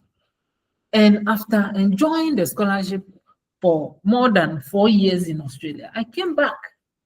Okay, I came back because of my citizenship rights and responsibility. I don't want to stay in somebody's country whilst the government has paid some of my salary for me to study and come back. I will just stay there. No, my conscience was not right for me. Some of my friends were saying that, Janet, you are going back to this country, Ghana, and say, no, I have to go because I've enjoyed from the States and I have to also give back to the States. If I stay here, my conscience will not, so that even something happens to me, I will even be brooding. Say, I collected all this scholarship. My state government gave me all this support, and I've stayed back. There are a lot of people who enjoyed all this scholarship, even get fund full scholarship in addition to what the Australian government gave to them, and they didn't come back. And it's not good. Probably because they thought that place was good, but as a citizen, you have to also think about your country. Now you are going to build in another person's country all the energy that you should have come to Ghana to give to your people. You are staying in another man's land, you are building there, you are investing there, and when you die, they will bring your body to Ghana to bury. Anytime I have the opportunity, I tell people, all the suffering that you are suffering because of sustainable development. When you read about sustainable development, it is that you don't have to compromise what the future generation will benefit. So if the state has sponsored you to study, they want you to come back to the country and impart knowledge. Okay? You don't have to stay there, buy all these kinds of cars, buy all these kinds of houses, work for more than 30 years for this country, and then you die there. And because you have money, they carry your body, your dead body, to the country Ghana and bury. What kind of nonsense is that? Excuse me to say. All the money that you've worked throughout your life, you've left it in Kwasi Broni house, their home, the land. And when you die, they carry your body to come and bury in Ghana because your ancestors are Ghanaians. I mean, I thought some people who listen with me understand that you don't have to spend all your life in somebody's country, work, buy all the properties and leave them there. If you have gotten some money, come and give to your people. For instance, me, when I got some scholarship I accumulated them and came back and built a very beautiful school for my mother.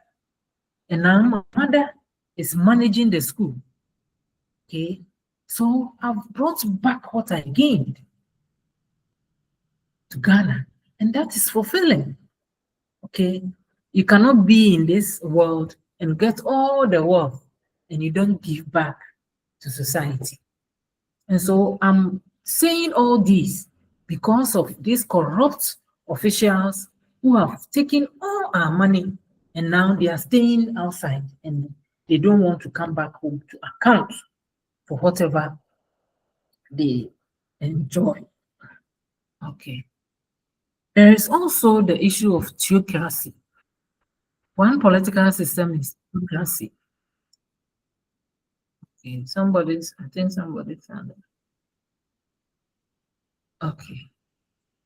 Madam, please, it's Bright. Oh, okay. Bright came back again. Oh, Madam, I'm here already. Yeah. Oh, okay. Please, with the issue of China, the way they practice their system, I think that is the best way every country must also practice. You have to look at how the way your people are, and then you adapt a system that will suit the people. Let's take, for instance, it is I am not old enough, but the people were saying that the coup d'etat, the military government didn't help.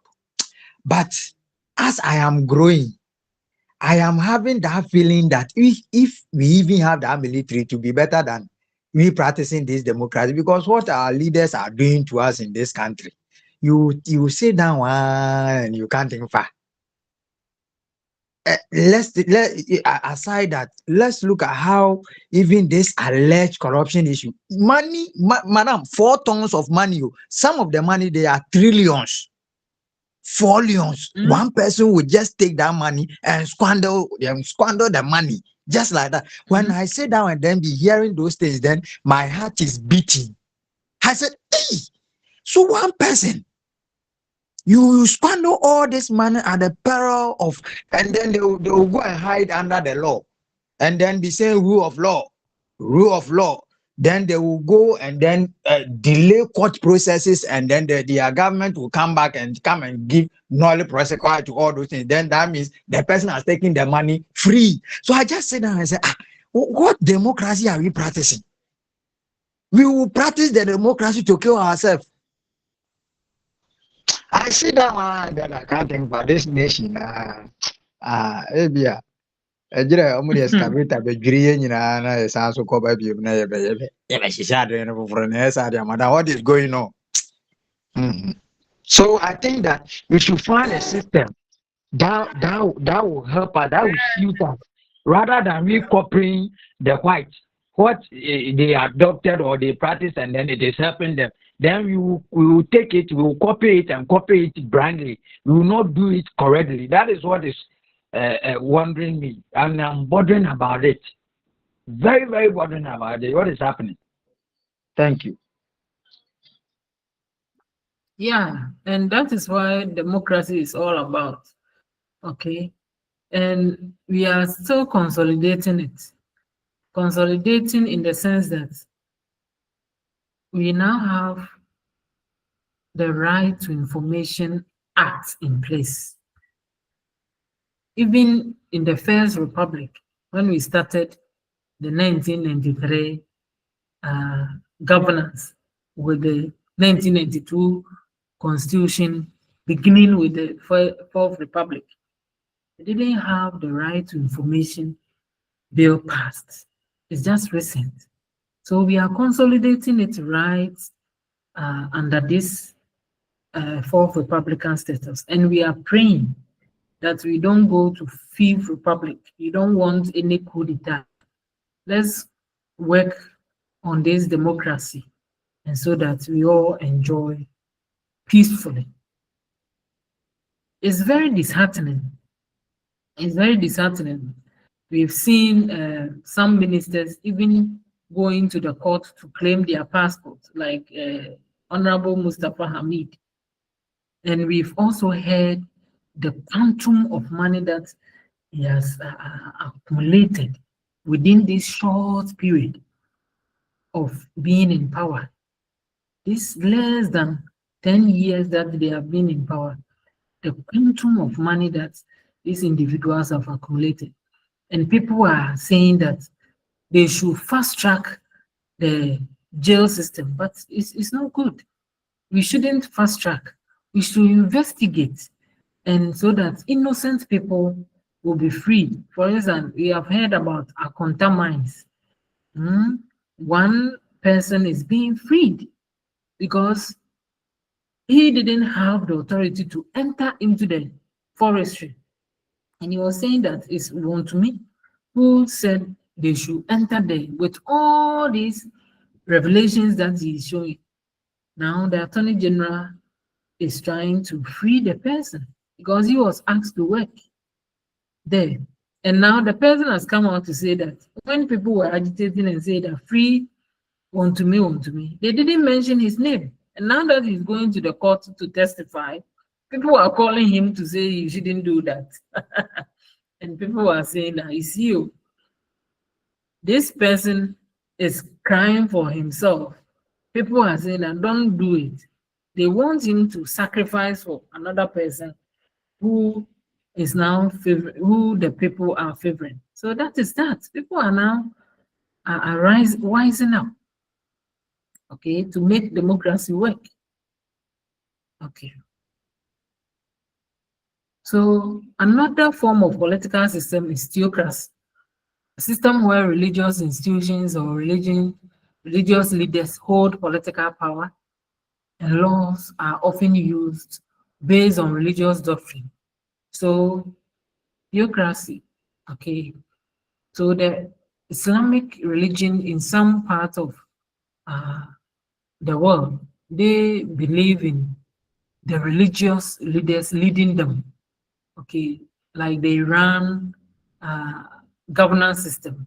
Until recently, they were believing in these religious leaders leading them, okay, to the extent that if somebody gets caught during criminal activities, they use the Sharia law. The Sharia law, if the person stole something, they will amputate the person's hand, and all kinds of religious beliefs that they use to rule the country. Okay, so in theocracy, governance and decision making are heavily influenced by religious principles. Examples include Iran, where clerics hold significant political power. These systems and regimes can be further nuanced and may exhibit elements of one or more types at the same time. So additionally, transitions between different political systems often occur due to historical events, social movements, and changes. And so this theocracy in Nigeria too, in some states, though they practice this federal system of government, they use the Quran to also punish individuals.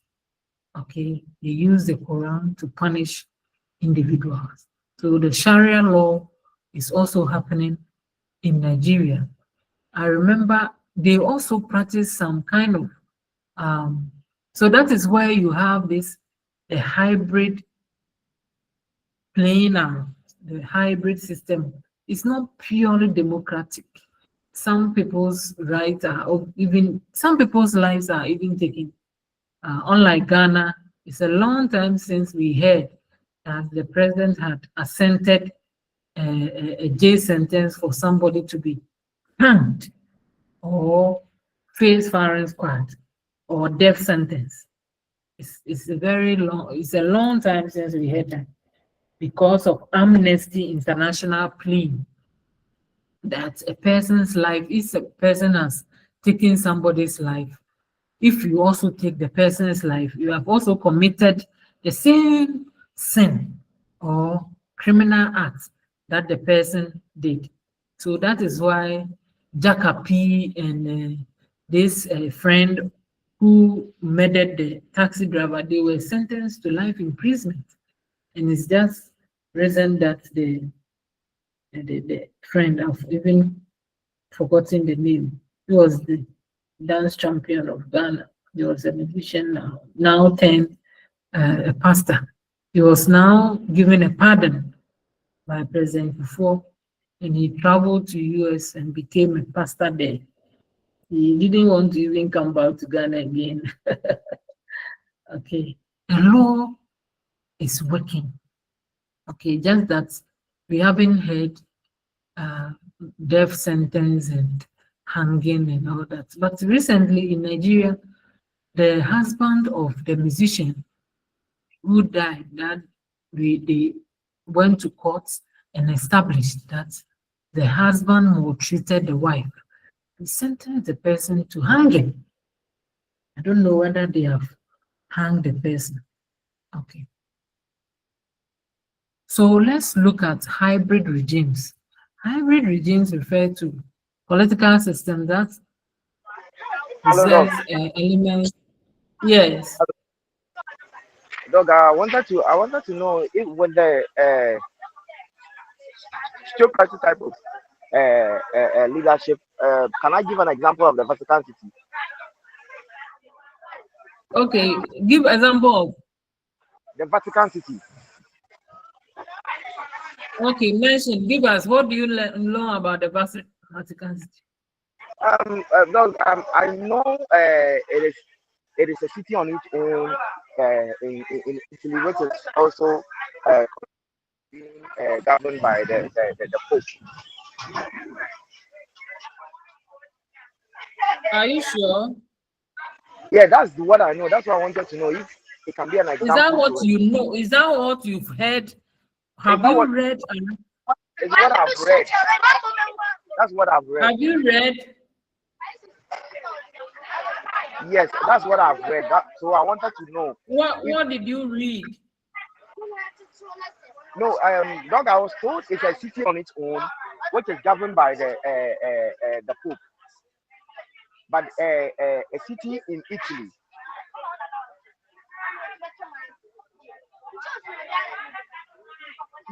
Continue. Dog, when the first instance we spoke about the state, I asked about it, and you told me it can be a state. So because it has its own rules, but it is in Italy, and they abide by the rules and regulations of Italy. But that particular city has its own social amenities, and it is governed and then ruled by the Pope, any sitting Pope. Yes, sir. Yes, it's a landlocked enclave surrounded by a city of Rome. So it can be, yeah.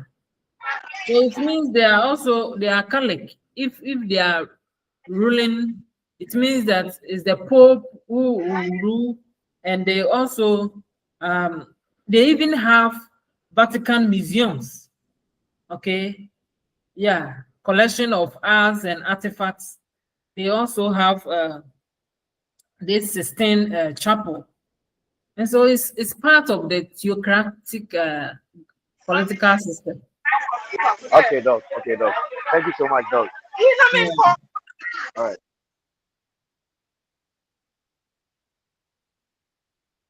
But their official language is Italian or Latin, and so that is why sometimes they say that Pamabakal and this person, what's the name? The Texan, Pamabakal and Texan, they can speak the Latin. Yes, they can speak the Latin language, because once you are indoctrinated, you should be able to at least speak the Latin language. Okay, so you are right. It's a city on its own with the government headed by the Pope and all that, but they speak the Italian language.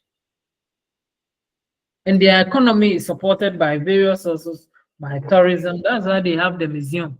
So those who visit Rome and they go to the Vatican City, they also pay some money, and that's what they use to um, do all that they have to do. All right, Doc. Thank you. Mm.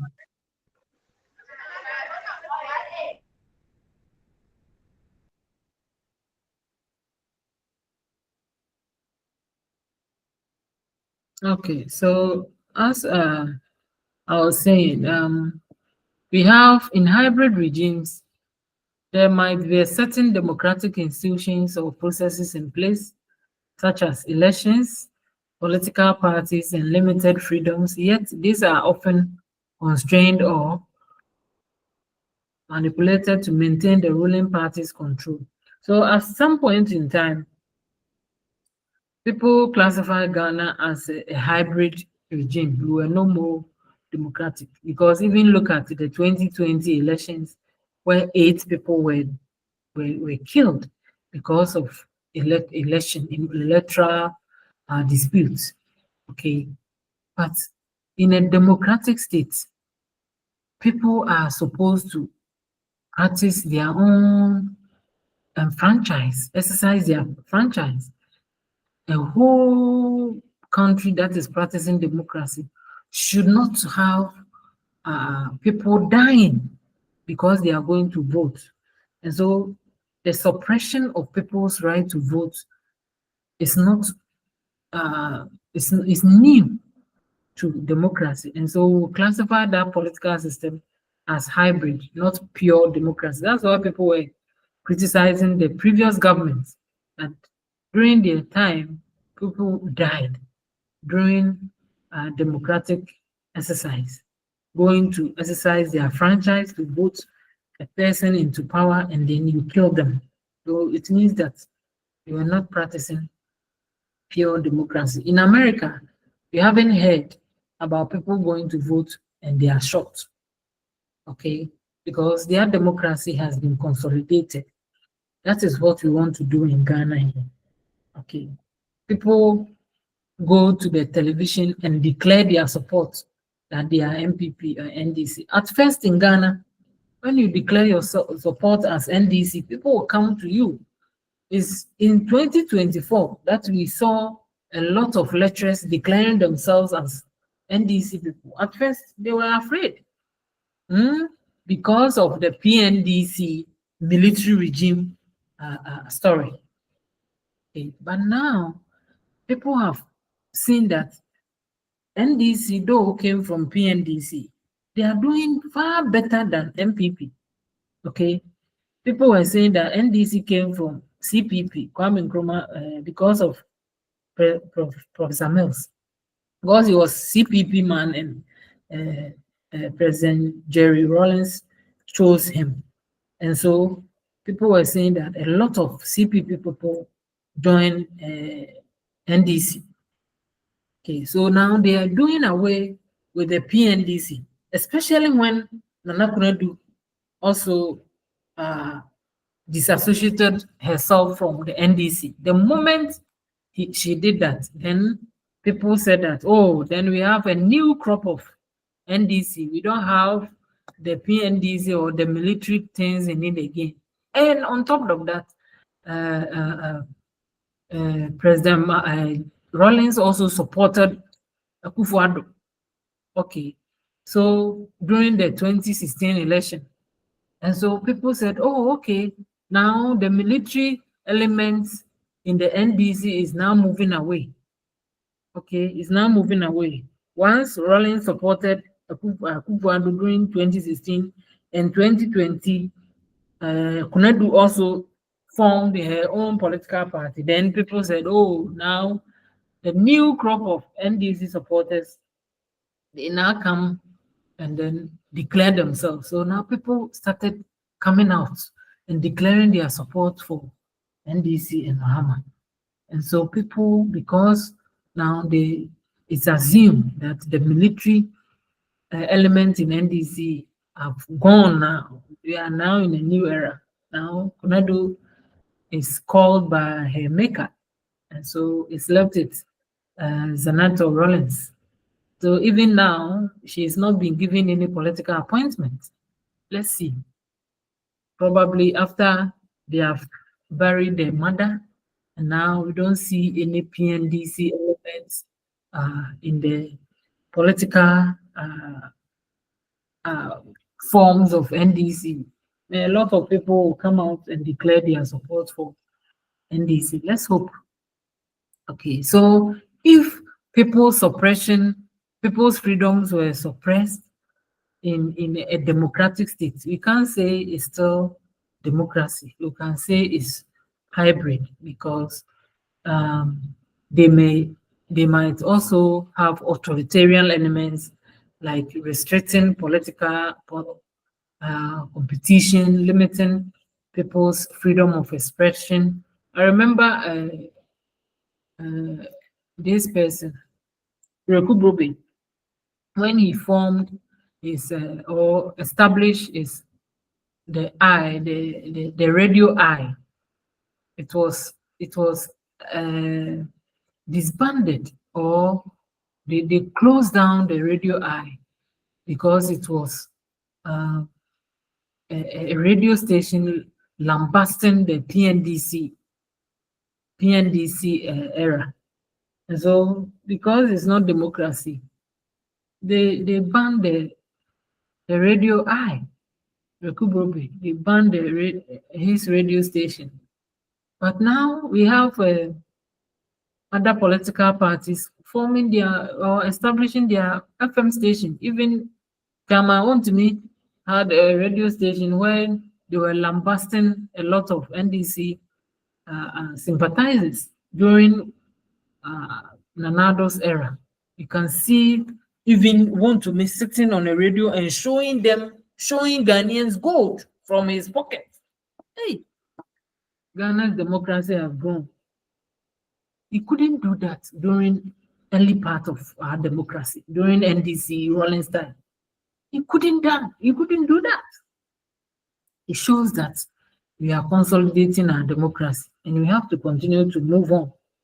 Okay.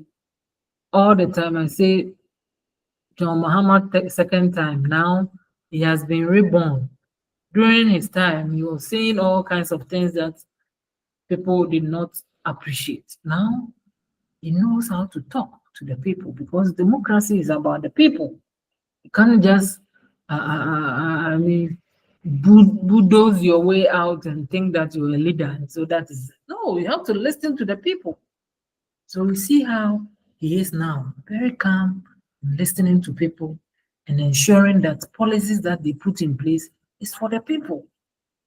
Okay. So characteristics of hybrid regimes might include controlled elections, like I said.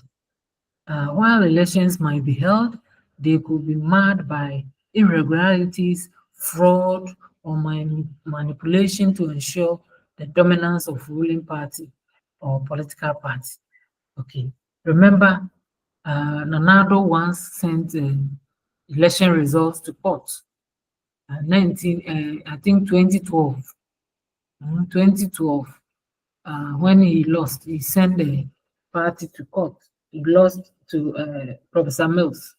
He sent the party to court because it was believed that there was some rigging that took place. Okay, the same thing that happened in 2020. People were saying that rigging took place. So both NDC and MPP, part of the governance system, we have seen some kind of hybrid tendencies where people don't go to the election grounds freely, but they were stuffing ballots, already stamped ballots, papers into the ballot boxes. But as we grow, we continue to say that let the democracy be by the people. And so during the 2024 election, We saw a lot of people going around and confiscating already stamped ballot papers.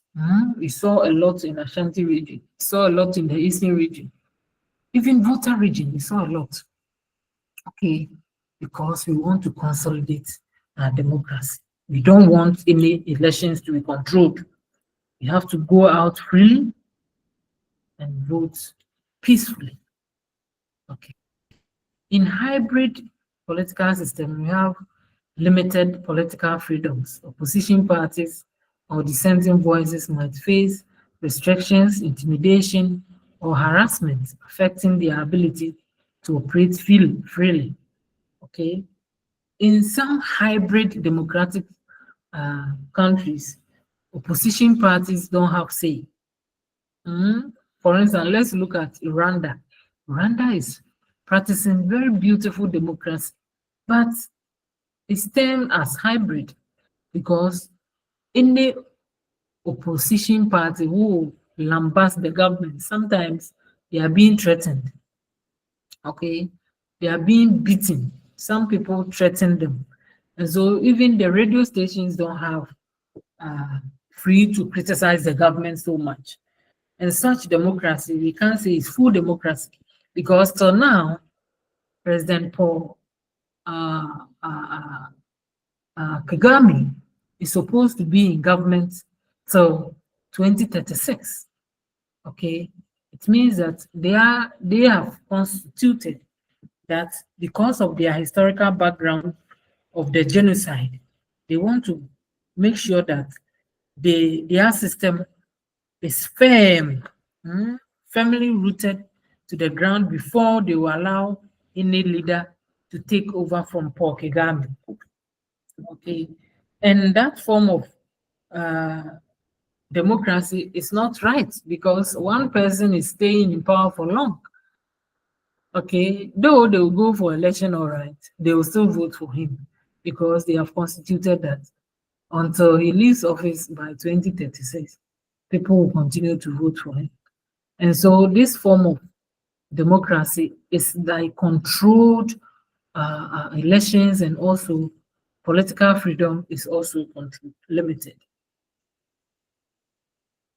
In hybrid democracy, there's weak rule of law. Okay, that is why in the previous government I was saying that it's a form of hybrid because even when they arrested or they accused some state officials, the law did not catch up with them. That's why people were saying that the government had bought all the Supreme Court judges, High Court judges, and what have you. Because the rule of law is very weak. You can see that people, even when Anas investigated and had some people caught on tapes, where is the law? People were freed just like that. Okay, so there was a weak rule of law in hybrid political system. Just that the judiciary might lack independence. The legal system might be subject to political influence, hindering fair and impartial justice. So the justice were partial indeed. Okay. Media manipulation, press freedom might be limited. As I mentioned, radio, you couldn't survive during the early part of NDC. You couldn't survive at all. And then with censorship, state control, intimidation of the journalists, and what have you. During previous government, Manese ran to South Africa because he claimed that he was being threatened by the state in power. Okay. So during this hybrid system, journalists don't have freedom to operate. Okay. And we didn't also have freedom to, or the right to information. Okay. Until the right to information bill was passed into law. And then we had that. There is also the issue of co-option of opposition. Elements of opposition might be co-opted or controlled by the ruling party, reducing their effectiveness as a check on government power. Okay, So, as I have indicated, some countries like Togo, have you heard opposition, even Olympio that was coming up? Later, he was assassinated and killed. Okay, during Mugabe's period, opposition, they were not able to thrive. Togo, as I mentioned. Okay, and even Cote d'Ivoire, now we've heard that the president wants to go again. So it's not pure democracy. Some element of authoritarianism and other things are in place. Just Ghana, we are in this era, we are consolidating our democracy and ensuring that such abuse is not entertained. If you are caught doing this, you'll be sent to court. And now the courts are also feeling independent. They are feeling independent. People were saying that the suspended CJ was not supposed to be there, but Justice Bafuboni was a senior to this woman, but they appointed this woman to be Bafuboni senior, and people were saying that there's no independence in the judiciary because this lady was singing to the tune of Nanado. If there had been independence of the judiciary, normally they should have appointed Bafuboni because he was a senior to this lady. And now that we are consolidating our democracy, they have appointed Bafuboni to be the CJ. Let's hope that as we continue to review our constitution, we'll have the right people to be in the right places. Okay, so we've learned political systems, we've learned the types of political system, we've learned oligarchy, hybrid, monarchical. Do you have any question? And we call it a day. Use 5 minutes to answer questions. Yes, Emmanuel. Thank you, Doctor. Please, I want to ask, is it possible that nations can switch their political systems? And if so, at times you hear that when they do, it leads to conflict and war. How is it possible that they can switch? That if you are democracy, you are practicing democracy, you switch to other systems of political in our dispensation. Yes, it happens. It happens. And so that's what I was saying, that it depends on what the people were benefiting from that political. Look at Burkina Faso now. Now they have Tuareg. Tuareg is doing much better under military rule than under democracy. Okay, so the people can rise up and say that now. Just imagine that they support the military ruler than a democratic ruler. Okay, because they believe that France was rather controlling their leader, who is a democratic leader. And so now that they have a military leader where they are using their resources, they are happy. So that's why some people prefer some political system based on their historical background or legacy. When you go to Latin America, some of the countries in Latin or southern part America, they prefer authoritarian rule because they believe that autocracy or authoritarianism make their country improve or develop than practicing pure democratic system of governance. So the people change. Yes, now that people are fascinated about Ibrahim Traore, you see that the Burkinabés, they're happy. Those who are in Ghana, they are now running to their country and enjoying their fruits. So they can change.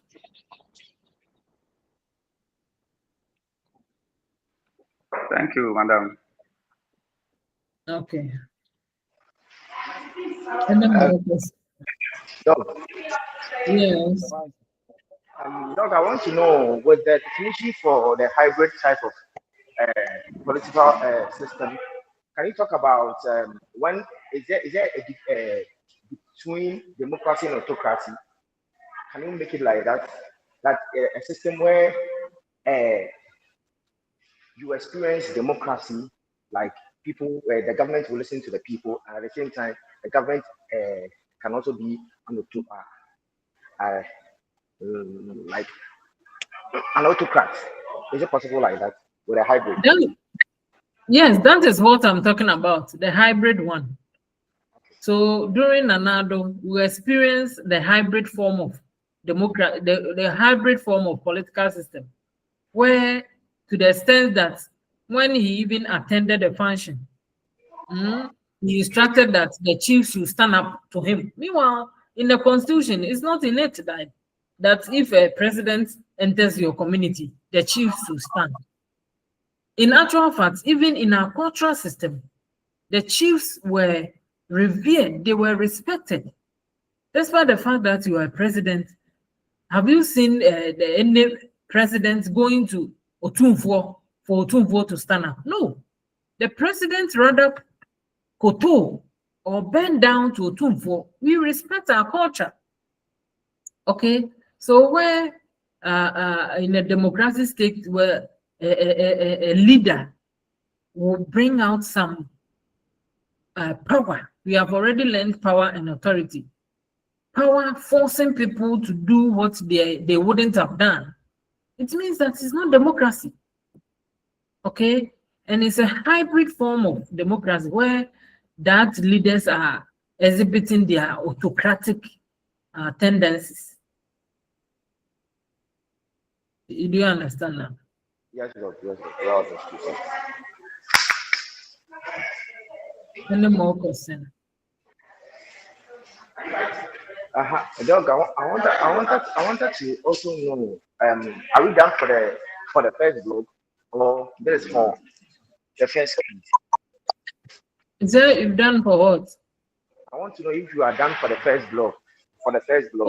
Yes, we've done for the first block. We finished. Okay, dog. Today is the last day for 4 weeks. So I'll send you the slides, and then you can also go and download the video or the voice note, and then you listen to it again if you didn't get it. Okay. Dog, Any more? Yeah. I want to know about how the mode of the examination is going to take, the shape is going to take. Okay, the shape is that you answer some, I hope they will tell you, but it's purely quiz and exams. Okay, I don't know whether you've already done the first quiz. If you haven't done, we've set the questions for them to conduct quiz on objectives. They will ask you objectives questions on the slides that you've done with me. Okay, that is why I said I'll give to those who have their emails or those who come for lectures. So if I don't have your email, it means that you don't do comparative politics. Yes, Mr. Boateng, are you part of us? Dog, with the first quiz, we know how the shape is going to take. We want the end of semester. Is it going to be a written or objectives and written? Yeah, I'm coming. Mr. Boateng, are you doing comparative politics? Yes, please. Hey, are you sure you come to classes or you don't come? I come. Okay.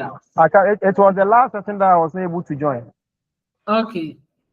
So we do both written and then objectives. So in the exams, I think you answer about 20 objectives questions, and then the written one, you answer two out of 4 questions.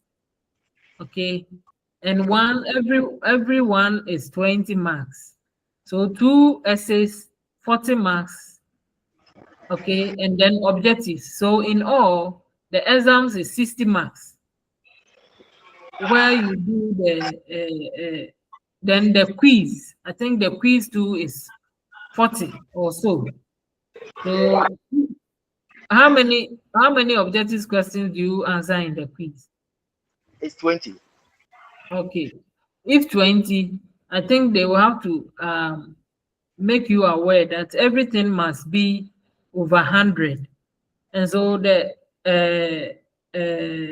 exams, you'll be asked to answer one objective question, and you are supposed to also do assignment to make up the 100. Okay, Okay, to Doc. make up the 100. So if you are not sure, then the person you have to also ask them. I hope you have anyone to ask from where you, yes. So be sure, because they ask us to set about 40 objective questions. Then they give 20 for you as quiz. They add the other one as exams for you. So the 41, I think they will do, 2 quizzes for you or something. And the exams, you answer 20 quiz questions, and then you answer 2 essays, making 100. All right, Doc. Well understood. Okay. Doc, please, I have a challenge. Yes. The challenge is the time you are having the comparative course, the same time they're having thematic geography, and those who are combining geography and the politics, we don't know the one that we should select. So if they can do something and then change the timetable for us. Oh, okay. Today, unfortunately, today is the last day for us. So probably you have to download the video, and then you listen to it, because extensive explanations were done in the video. Questions were asked, people provided answers, and I also provided responses. Okay. So try and get the video or the recordings, and then you get all the information that you need. Okay. So I From believe YouTube. that, you say, From YouTube. from, Is it from YouTube or you share yes, it to yes, us? from YouTube. They are Okay. recording, even as we are talking now, they are recording. So everything is from YouTube. I am not recording. I don't have access to the recorder. And so I want to also know whether I have your emails. Do you have your email in the? Yes, please. The first slice, I had it. Okay. Okay. Uh, So I'm not sure whether still people, those people that I sent, they still do politics. But I know that once you are doing comparative politics, you go and download from the YouTube. So those of you who are here, you have your emails already there, right? Then I'll send the slide to you, so that you have it in addition to the recording, so that if you are not conversant with the recording, then you can look at the slides. Okay. So thank you very much. if you all have your email, then that is fine. If you believe that you don't have, then give it to me right now for me to write. 14. Thank you very much, Doc. Okay. Okay, so if there is nothing more, let's call it a day and enjoy your weekend. Thank you very much. Thank you. Reaction.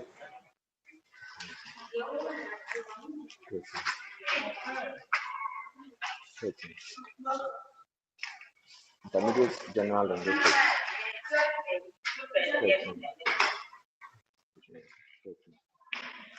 General physics. 13.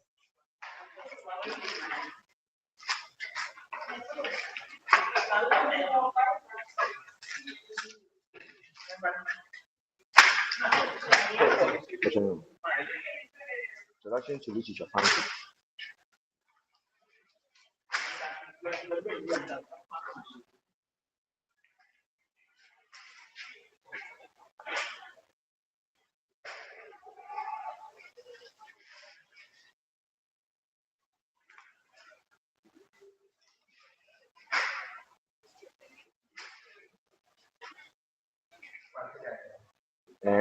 Fantina Chinaga.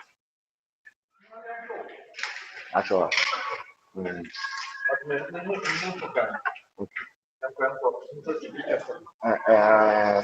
You change the New Testament to 15.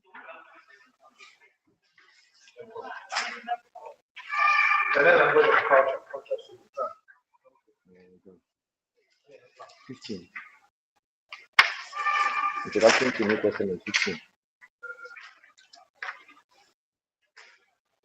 Social studies in basic education. 13. Public 15. Number some intermediate French linguistics.